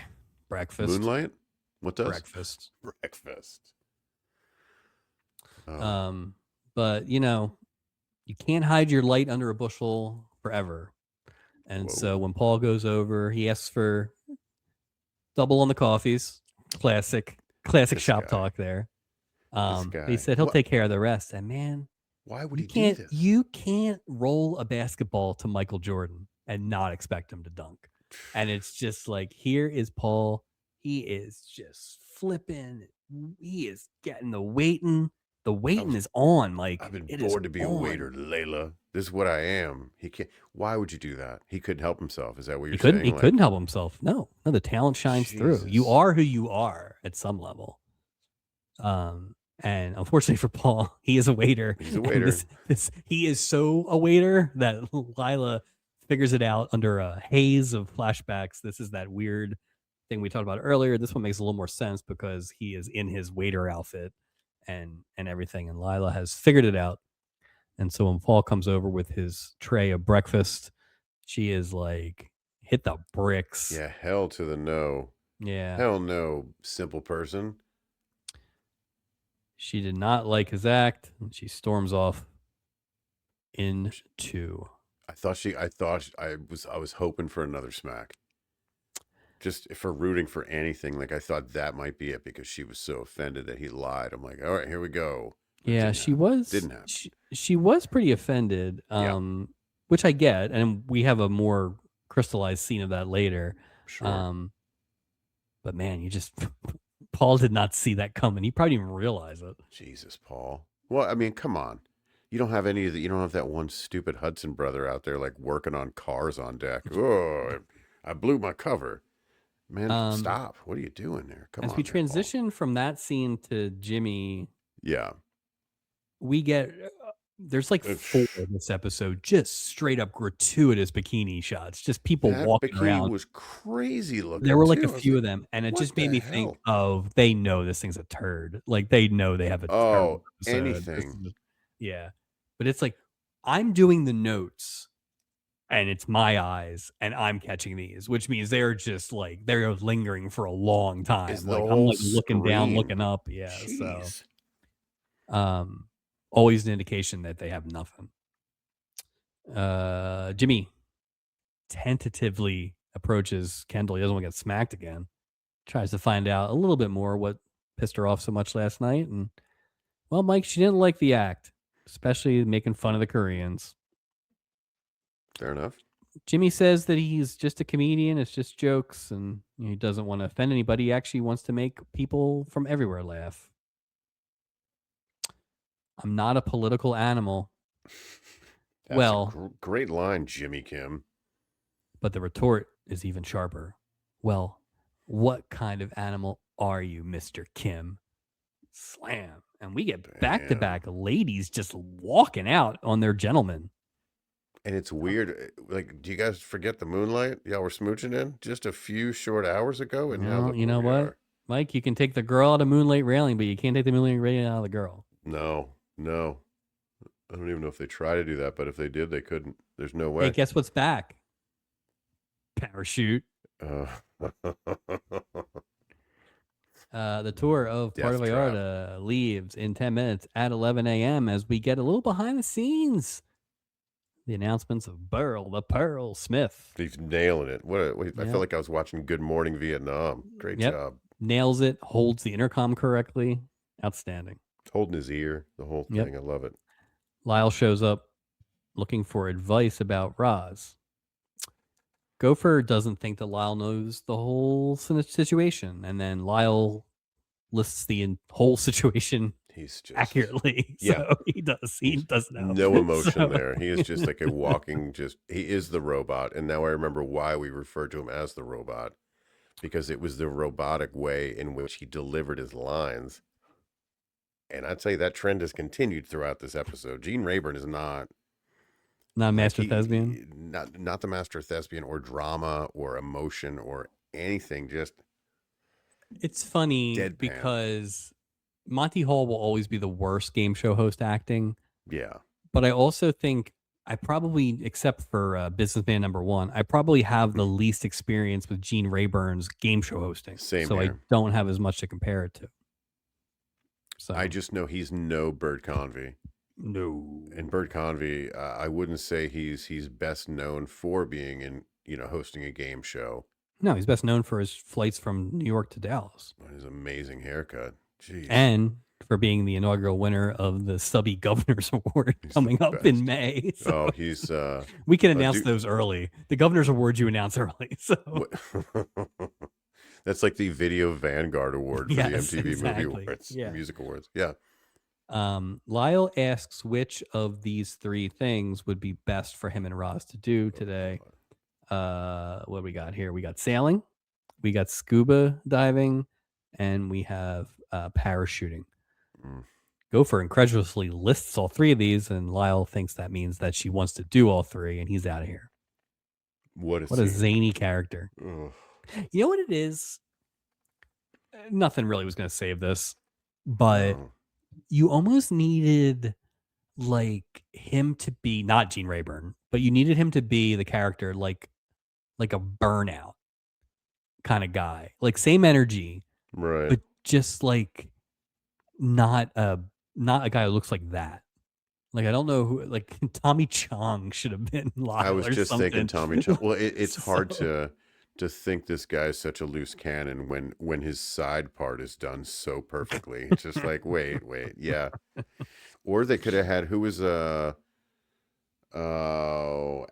What about John Aston? John Aston. Perfect. Now he would have been great as David Carruthers. Oh, he'd have been wonderful. He'd have been a much better Lyle Carruthers. Well, I assume by now they're dead.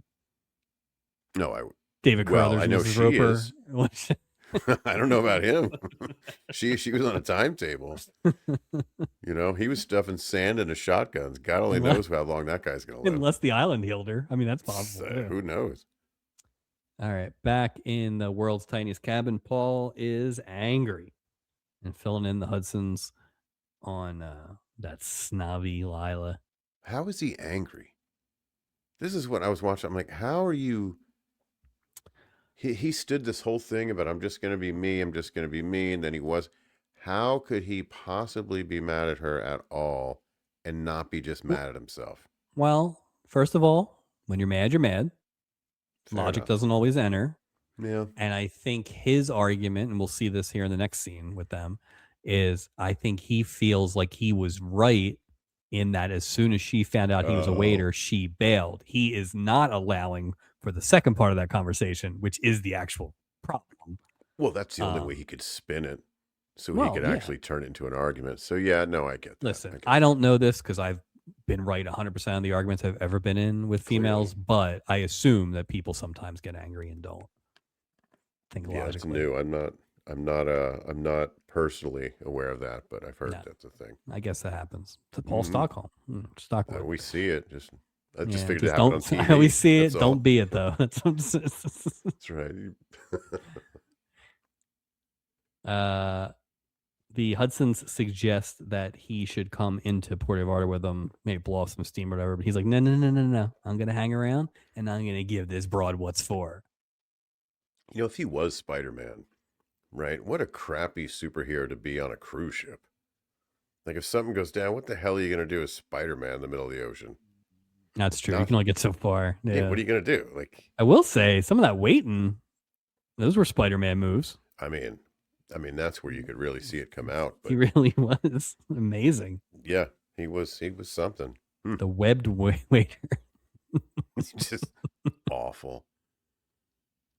This episode stinks so It's just bad. the worst thing ever.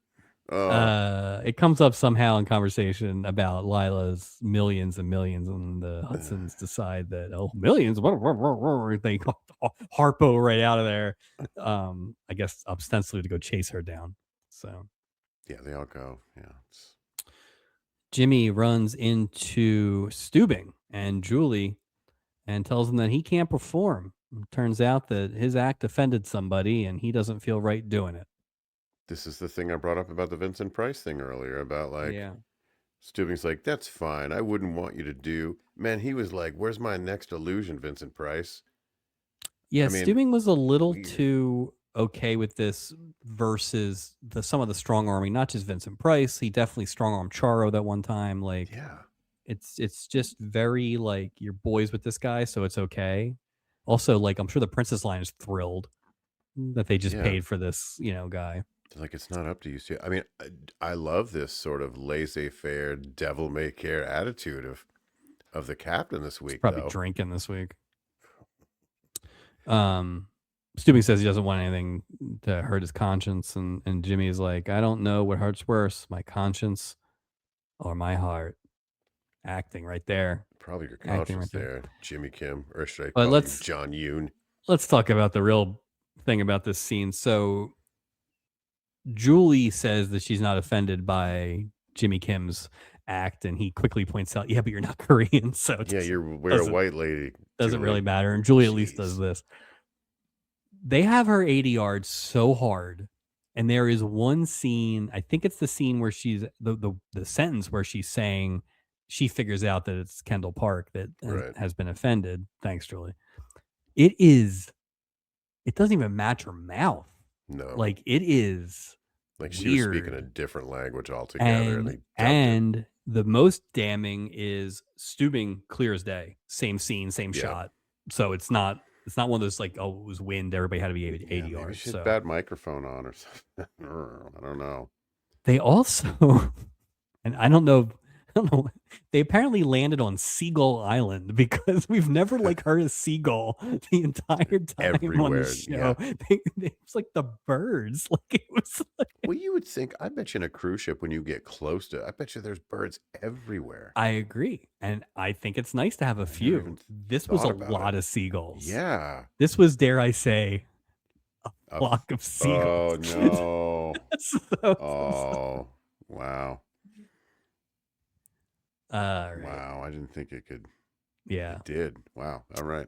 Walking down the hallway, Isaac's telling Gopher that he's never seen anyone have more fun than his mom has ever, which is like, okay, guys, sounds great. Weird broad strokes there. Yeah. Gopher is like, yeah, I get it. I think it was kind of like a phase. I think she's kind of, I think she's starting to wind down, chill out, kind of get back to the normal mom or whatever. Mabes. We'll see. Just as he finishes that sentence, here comes Lyle with bags of munchies. Yeah, what did he hit the Wawa on the boat? Like where is this from? We've been wondering forever where you got snacks. The gift shop. I assume all this stuff is closed. Like Isaac's walking down the hallway. He stole it. I think Lyle stole these tortilla chips. From who? He went behind the scenes. I don't know. He went in the kitchen? Went in the kitchen, It's wherever we got that giant box of bottled ketchup is where those chips are. Borges' revenge. God only knows where that is. Turns out Lyle is heading to Roz's room where that's right, there's another party going on. Gopher looks in there and he just walks away sadly. Gopher's like Vicky's in there too, partying down. Which seems inappropriate. It seems a little inappropriate to me. So Paul confronts Lila. So he comes in here pretty hot. This is some fine acting by old Nicholas Hammond. He's really bringing it here pretty hard. Oh yeah. And yeah, the main thing is that, if I had told you I was a waiter, you wouldn't have paid any attention to me, and I wanted to get to know you. He calls her like basically a class snob and all this Yeah. stuff. And this is where Ripping she's like, into her. my father worked in the mines of Allentown. Allentown. So Oh, it's like in she's the media. lost Bootherton or something. She just. Ugh. Anyway, Paul kind of winds up with all this stuff, and then she's like, no, you idiot, you lied to me. Right. That's why I'm pissed. I believed in you and you lied to It's me. pretty simple, dude. Yeah. And she leaves, and Paul is just like, this never occurred to him. This is and all joking aside, what I said earlier, I have been this guy, and I've gotten hit with logic right in the face that you just never even thought about. And man, that is a tough L. So at least she left, because sometimes they stay and they beat you up worse. So I just got to think on that one. You got to take that at some point mentally. You just have to take that loss. I mean, you can't publicly admit that. No.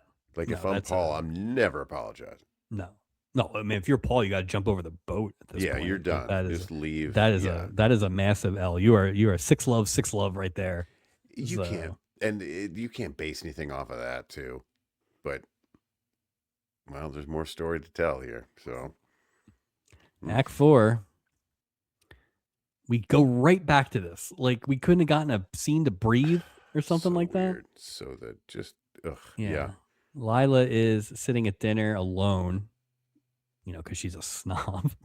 Because no one wants to talk to her. Sure. Right. French waiter comes over and asks if she knows what to order. I don't know what I want to order. And then the French waiter's like, may I suggest a waiter, but not flambe? That's right. So it's Paul the waiter. He borrowed a coat. He's come to apologize. Twist. And apparently he told the whole crew about it. I guess you have to borrow a uniform. Isaac. You got to tell the whole, So, yeah, basically he apologizes, saying that he never thought he could get to talk to her if he hadn't, blah, blah, blah, blah, blah. Doesn't really even finish his apology. She's like, no more talk. Okay, cool. That's it. So I'm gonna go ahead and call it not severe offenses here, but a little unearned. Not a Roy Foster unearned, but unearned. Unearned, I agree. From Paul here, and certainly unearned for what happens later. But I feel like Lila's just looking for a. She just looking for a husband. So. Yeah, there's something else. Maybe Paul meets all of her needs. Like the research has shown that Paul's like her ideal match. Maybe it's one of those. Oh, do you think that she works with Connie Stevens? That's it. They work together. Yep.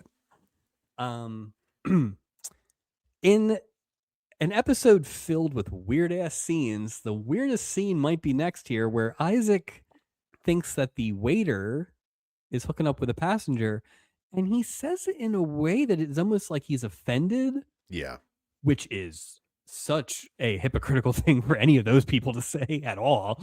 But Doc quickly corrects him and says, no, that's a passenger. He just borrowed a red coat. Yeah, how dare a lowly waiter on the boat. Wow, there is a caste system on that ship, huh? They are 4 feet away from this. So everybody can hear everybody while this is happening. There was a lot of TMI going on in this ballroom. Yeah. So then they smooch again, and they all start applauding and yelling encore and all this, like for 20 seconds. Why? Why? This guy's not really an employee of the boat. He's just a waiter. Like, everybody's a waiter. Like, no, what did he tell everyone the whole hey, ladies and gentlemen, let me just tell you the whole backstory of what I want you to be a part of what I'm going to do. Just stop it. It never goes like that. Let me ask you a question. Yeah. Slight edit to the story. Mm-hmm. Paul used to work where he works. Okay. Quit to take a job as a waiter on the Princess Cruise Line. The Hudsons are coming to see him. Everything happens the same. Right. But he's actually an employee there, and then has to be a waiter. Crazy mix-em-ups happen. Sure. Does all the bits and everything. Yeah. Then the crew being invested makes more sense, and we could actually get a crew member doing something this year. One, then they probably get married before they left the ship too. That would be another thing that would happen. But yeah, see how easy what you just did. It's not that hard, But guys. instead, they hooked him up to these stupid Hudson brothers, Yeah, which is a whole which nother doesn't thing. it doesn't even make sense to. Like, did they think that storyline wasn't enough? I think it probably would have been. Like, That's why they didn't make any sense in it. I didn't understand. They weren't really part of the storyline, but they were. But like they were comic relief, but they really weren't funny. So it was just like, yeah, yeah. what are you doing? And nothing in this episode, despite it being a character's father's death, had enough weight that you needed this much zaniness around it. Right. This right. is the one you have for the Sandy Duncan episode. Well, plus don't where it's like a child has on? died or something. Like it's like, With the Roz shenanigans and the Lyle, isn't that enough of that sort of? It's too much. Vibe or sort of. Yeah, you want to bring the Hudsons on, bring them on in a few weeks or whatever. Bring them on when everyone dies. Like have them like when there's just climbing out of the caskets. Yeah. But again, for them to be in a porthole, right, to enter for the beginning of the episode, they didn't really have anything to do with anything. No. Like but Kendall Park, but I'm sorry, Momo Yoshima doesn't get one. Well, I think that was I still think that was a plot turns. So that's true. That's true. But also still, plot turns, kind of like plot turn. There you go. There's your. I like that. So we have Kearns and plot Kearns. Reverse Kearns and plot reverse Kearns. Yeah, we should be covered. Yeah. Would you say we got reverse Kearns with the Hudsons? Like we should have gotten Kearnsed? But there's so few cast members in this thing. You almost had to put them on. That's true. That's true. Stubing is walking aimlessly through dinner and runs into Roz and Kendall, who couldn't even tell if they were talking or if they were just there. But Roz loved Jimmy Kim's act and in fact got there early so she could get a good seat. Standing room only is what I heard.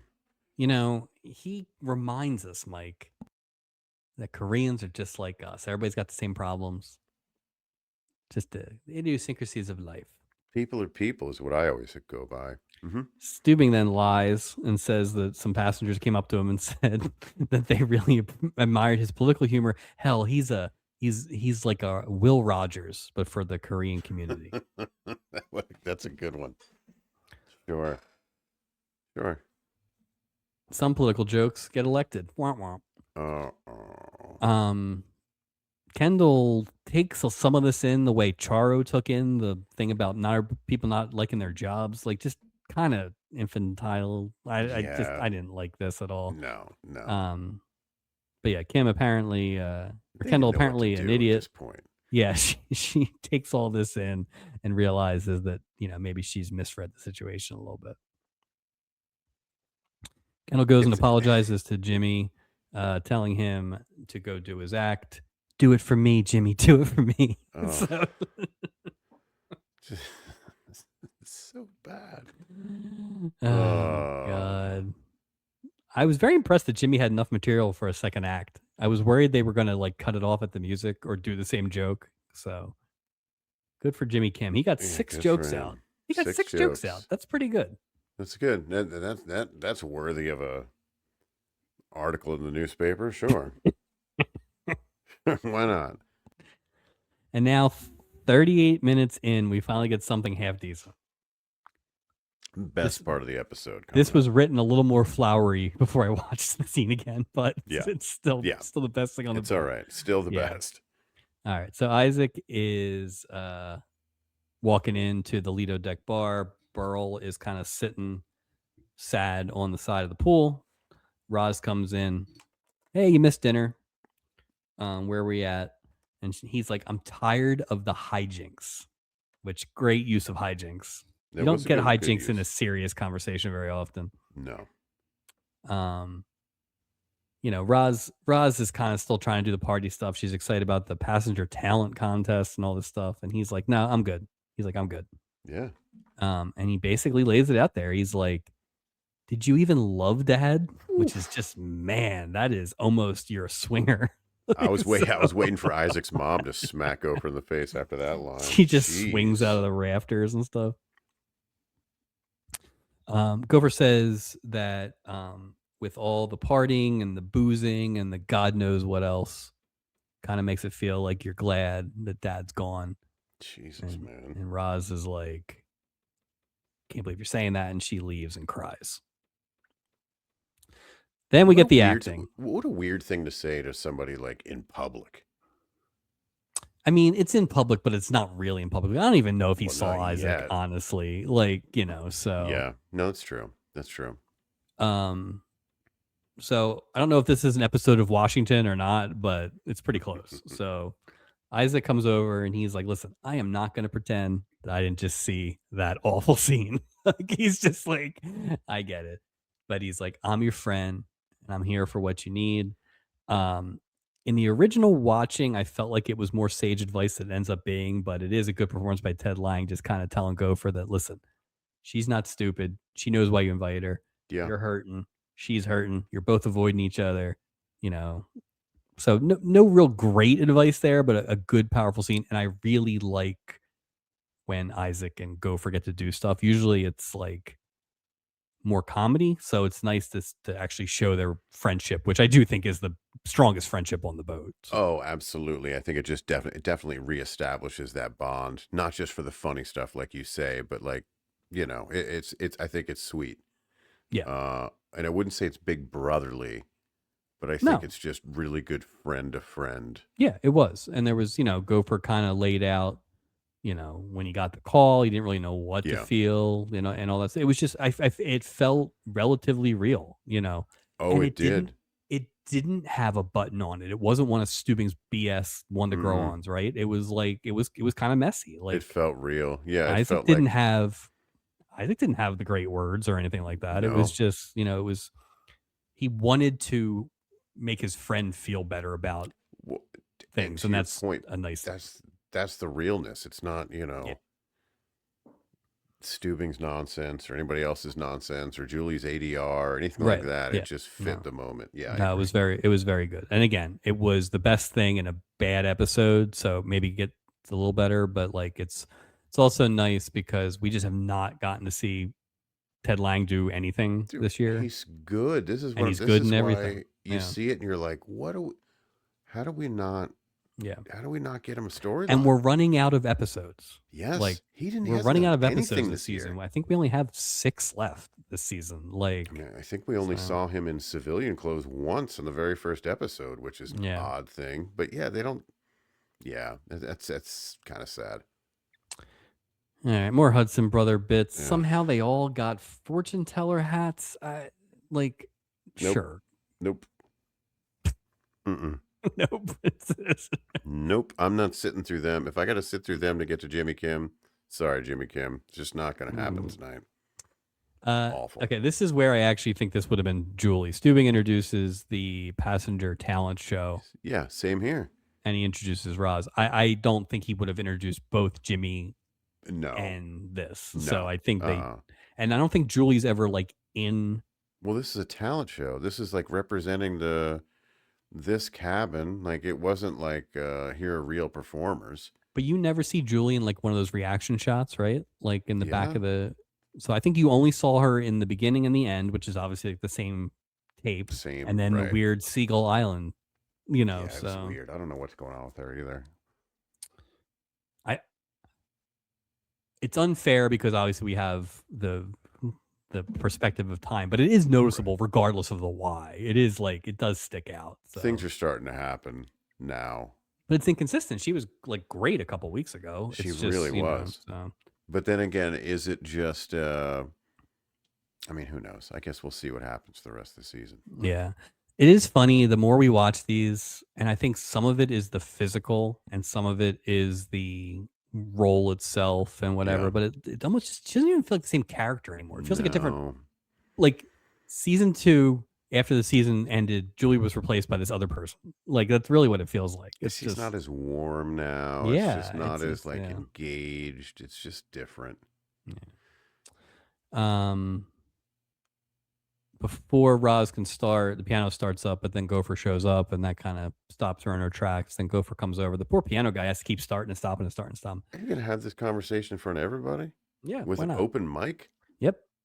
Wow. Well, the good thing All is right. Gopher decides to apologize with the first few lyrics of "You're the Top," which just happened to be the song she was going to sing, so it all Very worked nice. Well, out. look at that. All worked out well. Yeah, and we get a decent rendition of it. Kind of short. I was actually surprised, especially I when love they. it when her and him do something I together. I agree. like that. And when they turned up the echo machine, I was like, "Oh, we're going to get a long one." And this was She was holding that mic down by her ankles, man. She was singing.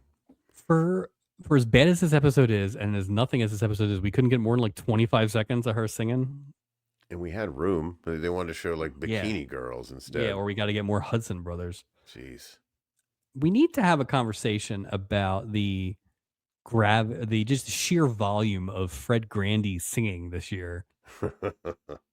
I don't need a mic, Fred Grandy. Yeah. When we are doing the stubbies, it's not in the category listing because I don't think we ever had it come up. Like, does it have to be one performance? Can it be a weight of all performances? Like, he's just been prolific.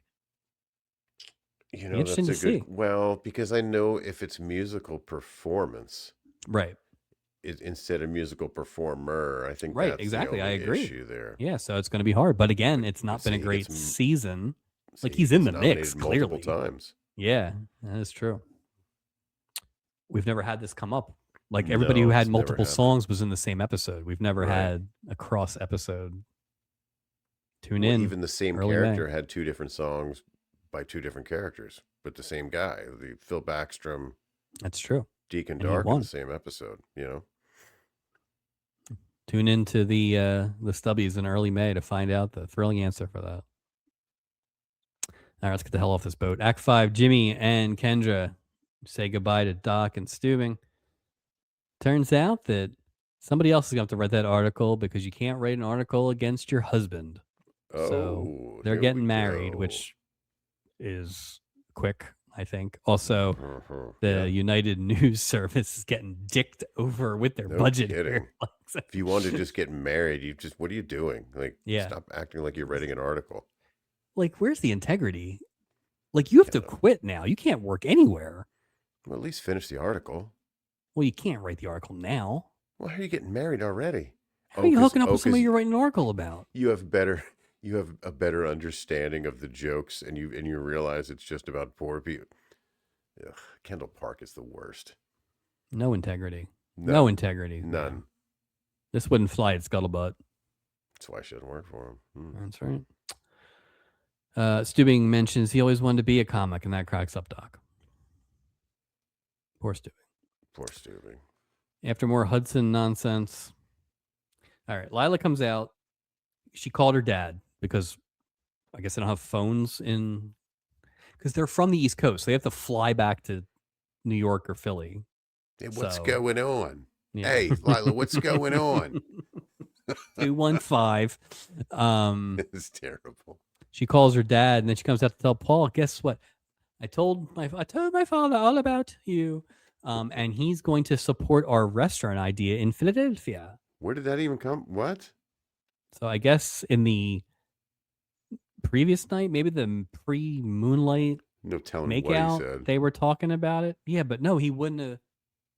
Yeah, that wouldn't have made sense because he probably wouldn't have talked about restaurants until this all happened last night. Whatever. She's so full of, imagine if he's like, I'm more of a New York guy. I'm not really a Philly guy. No thanks.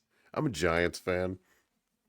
Plus, you're a waiter. Unless this is a Jack Tripper situation. Like, he thinks he's going to be a restaurateur. Oh, you're a secret chef. You're a waiter. You're not even the maitre d'. You just want a restaurant to go work in. Philadelphia restaurants that opened in 1980 include a couple that are still open today. Sang Ki, which is a Hong Kong restaurant in Chinatown. I believe we both have eaten there. Yes, it's good.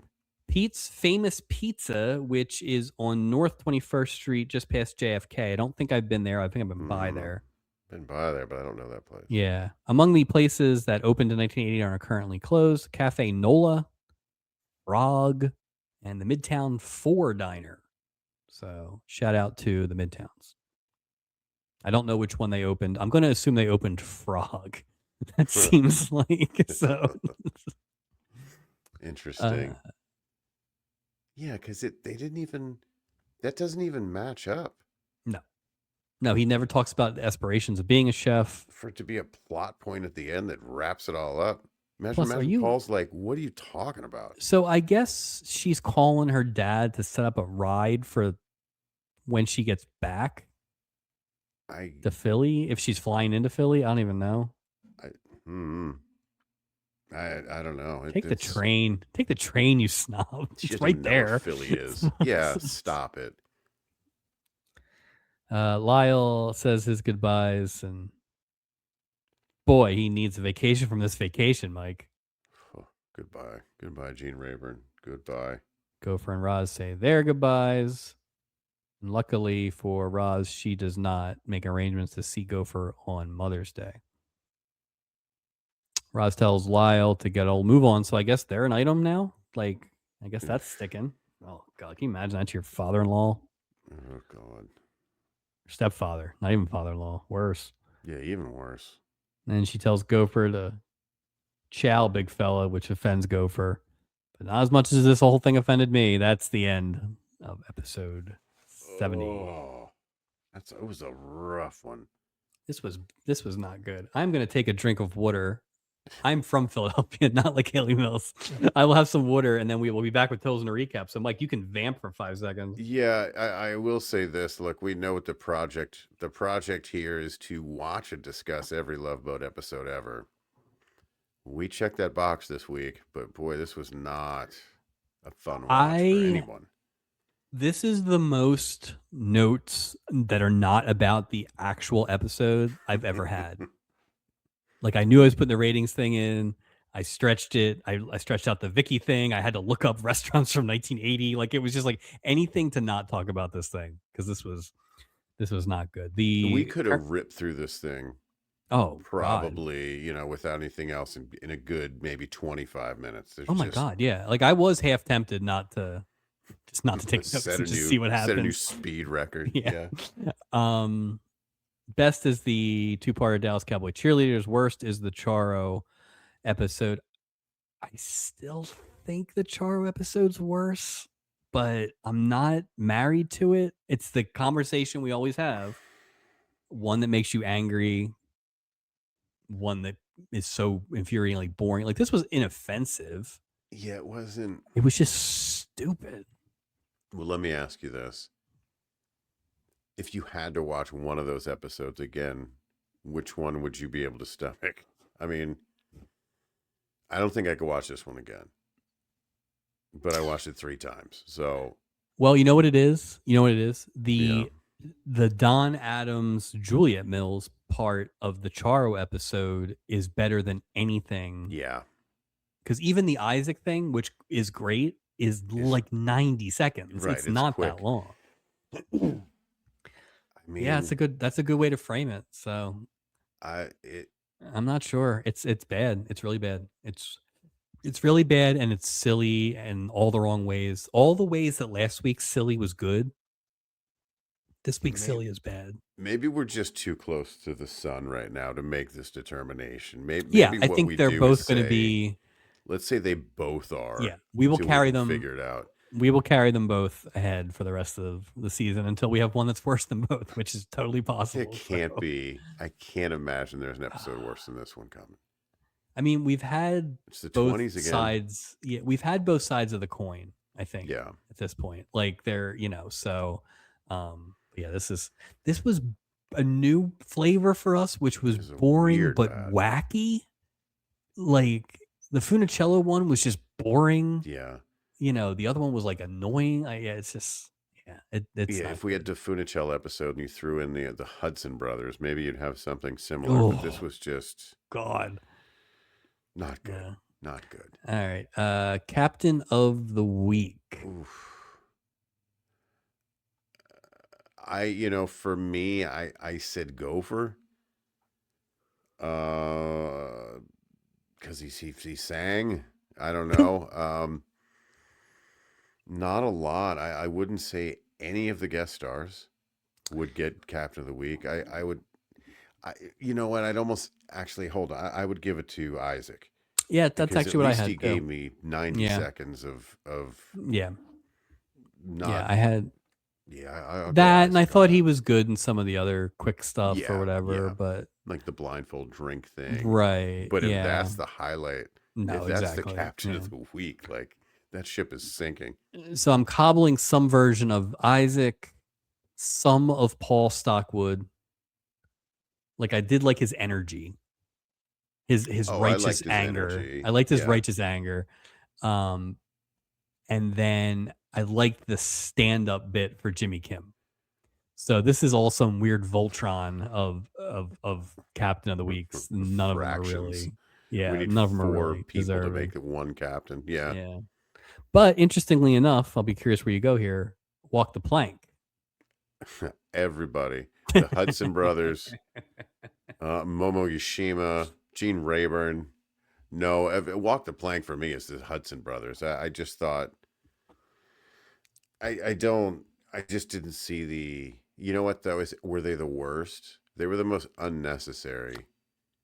Yeah, so my I don't note is know. basically the Hudson brothers were a lot, Gene Rayburn was a lot, Julie's Yeah. ADR was a lot. Like it's just I it's Pick a your lot. poison. And I wouldn't be mad at any of it because it's all No, equally like but you I know, think they did what they were asked to do, which then becomes more of a production problem. there's some quality control here, peeps. Yeah, and it's also that thing where just don't have these two storylines in the same episode. No, You no, know, I just agree. throw just pick anything else and just throw it in, and then, we'll talk later. Like, Well, what's have what was the episode a few weeks ago? There was a couple we've had a couple duds here yeah. of late. We're in a bad stretch, I think. Well, Um, it's the towards the end of the season they always sort of shovel these crap episodes.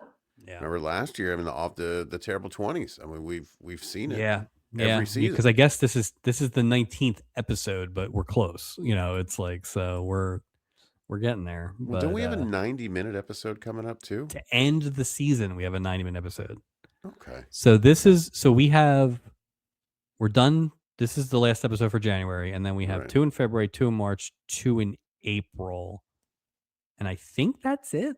So I Wow. think we have 6 left. Which feels quick. It does feel quick. I mean, there's But there's a definitely some hours of work ahead, but those sixes, that's not. I mean, how many have we done? 19 this season? I mean, 19, yeah, so we'll have 25. So that does make sense. Yeah. So geez. um with a 90-minute at the end, but it's like we've talked about it a little bit already, but it's like we've had so few Isaac episodes. Once we got out of Alaska, we've had so few Julie episodes. Yep. This was a Gopher episode, but I came into this once I saw the synopsis thinking, Yeah. okay, this is going to seal the stubby for Fred Grandy. I 100% was thinking that too. But that didn't He didn't happen. grab it. He didn't grab it. No, that didn't happen either. So, If anything, I think he lost a little steam, to be honest with you. yeah, no, it went back a little bit. So I'll be Just because you curious. have repetition doesn't mean they're solid I mean, if you look at total screen time this week, I think Isaac made the most of what he had sort of given to him. Yeah. And this should have been Gopher Showcase episode. Yeah. When you just think like last about season's was.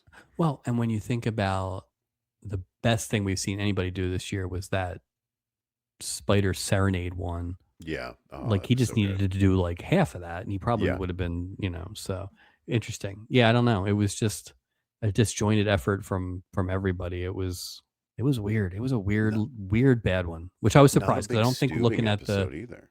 looking at the synopsis, I don't think I would have thought it would have been bad. It was like no Doc, no Julie, no Vicky. No Stubing, really. Very little Yeah. Stubing. And Well, some of the Stubing was doing Julie's job. right, exactly. Stubing was playing Julie. So yeah, I wouldn't be surprised if there was some stuff behind the scenes that caused a little bit of it because God, I wish we knew. it was a mess. And yeah, if we probably will never see the Hudson brothers again. So good. I don't. Good day, Kendall Park's everybody. newspaper. I don't think we'll ever see that thing again. That thing got shut down after this. The United farce of News a- Service? Yeah. It's gone. Been gone. Whose bright idea was it to assign a hard news reporter to do a puff piece. Look what happened. Look what happened. They fell in love and got married. Now you don't have an article or a journalist. That's what happens when you dare to tread on makeout railing. Good Lord. Anyway, it's that romantic moonlight gets you that every is time. true.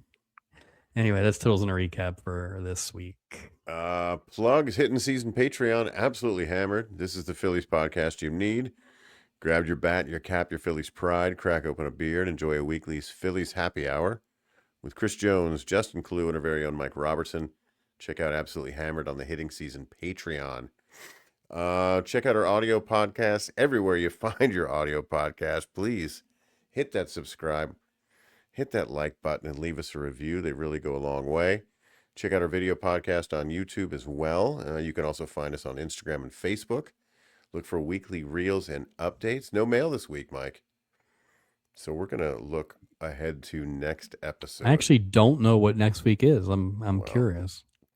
Nuns, sex therapists, and pushy moms next episode. God. But I also feel like next episode is a bit of an all-star game. Oh. We've got Artie Johnson, Stubby winner. Stubby winner. Maureen McCormick. Stubby nominee. Audrey Meadows. Stubby nominee. Yeah. Wow. So some high cotton right there. I'm excited for that. Well, I'm hoping I need a that we palate can cleanser. bounce back from this thing. I mean, if you look who's involved next, I mean, come on, Artie Johnson's been great in everything he's been. Yeah, I feel like there's no way as we're a going to have manager. right. Because here's the thing. You just need one good storyline to at least make you feel better about stuff, right? Well, so you have two good players right there. You have Artie Johnson, like legendary Audrey Meadows. So, and plus, it's all who knows what Marsha's hair will look like in this episode. They keep she keeps coming back. She's a real chameleon. So. Yeah, half long, half short this time. God only knows. Well, that'll be next week. Unfortunately, this was this week. Terrible for a milestone. I feel bad. I'm like, for big milestone, episode 70. 70, right? Like I feel we need like to the write zeros, it in lowercase numbers. It's just. I want to say the zeros have been good, but I don't know that for sure. To be honest with you, so this was you know this was a God. I hope this is an anomaly. Yeah. Oh God, no, I can't do 6 more of these. So, but this is what happened in season 1, especially. Yeah. Now, if you remember, last season we had a few bad ones towards the end, and then we rallied and finished strong. So maybe we got to hope the same thing's going to happen. Imagine if that 90-minute one is just a slog.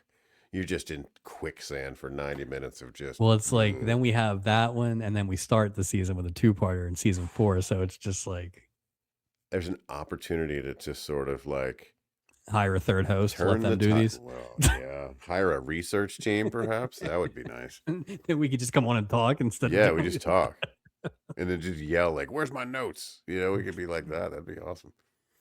All right. Well, thanks for putting up with this one. This was not a good one, but we didn't make it.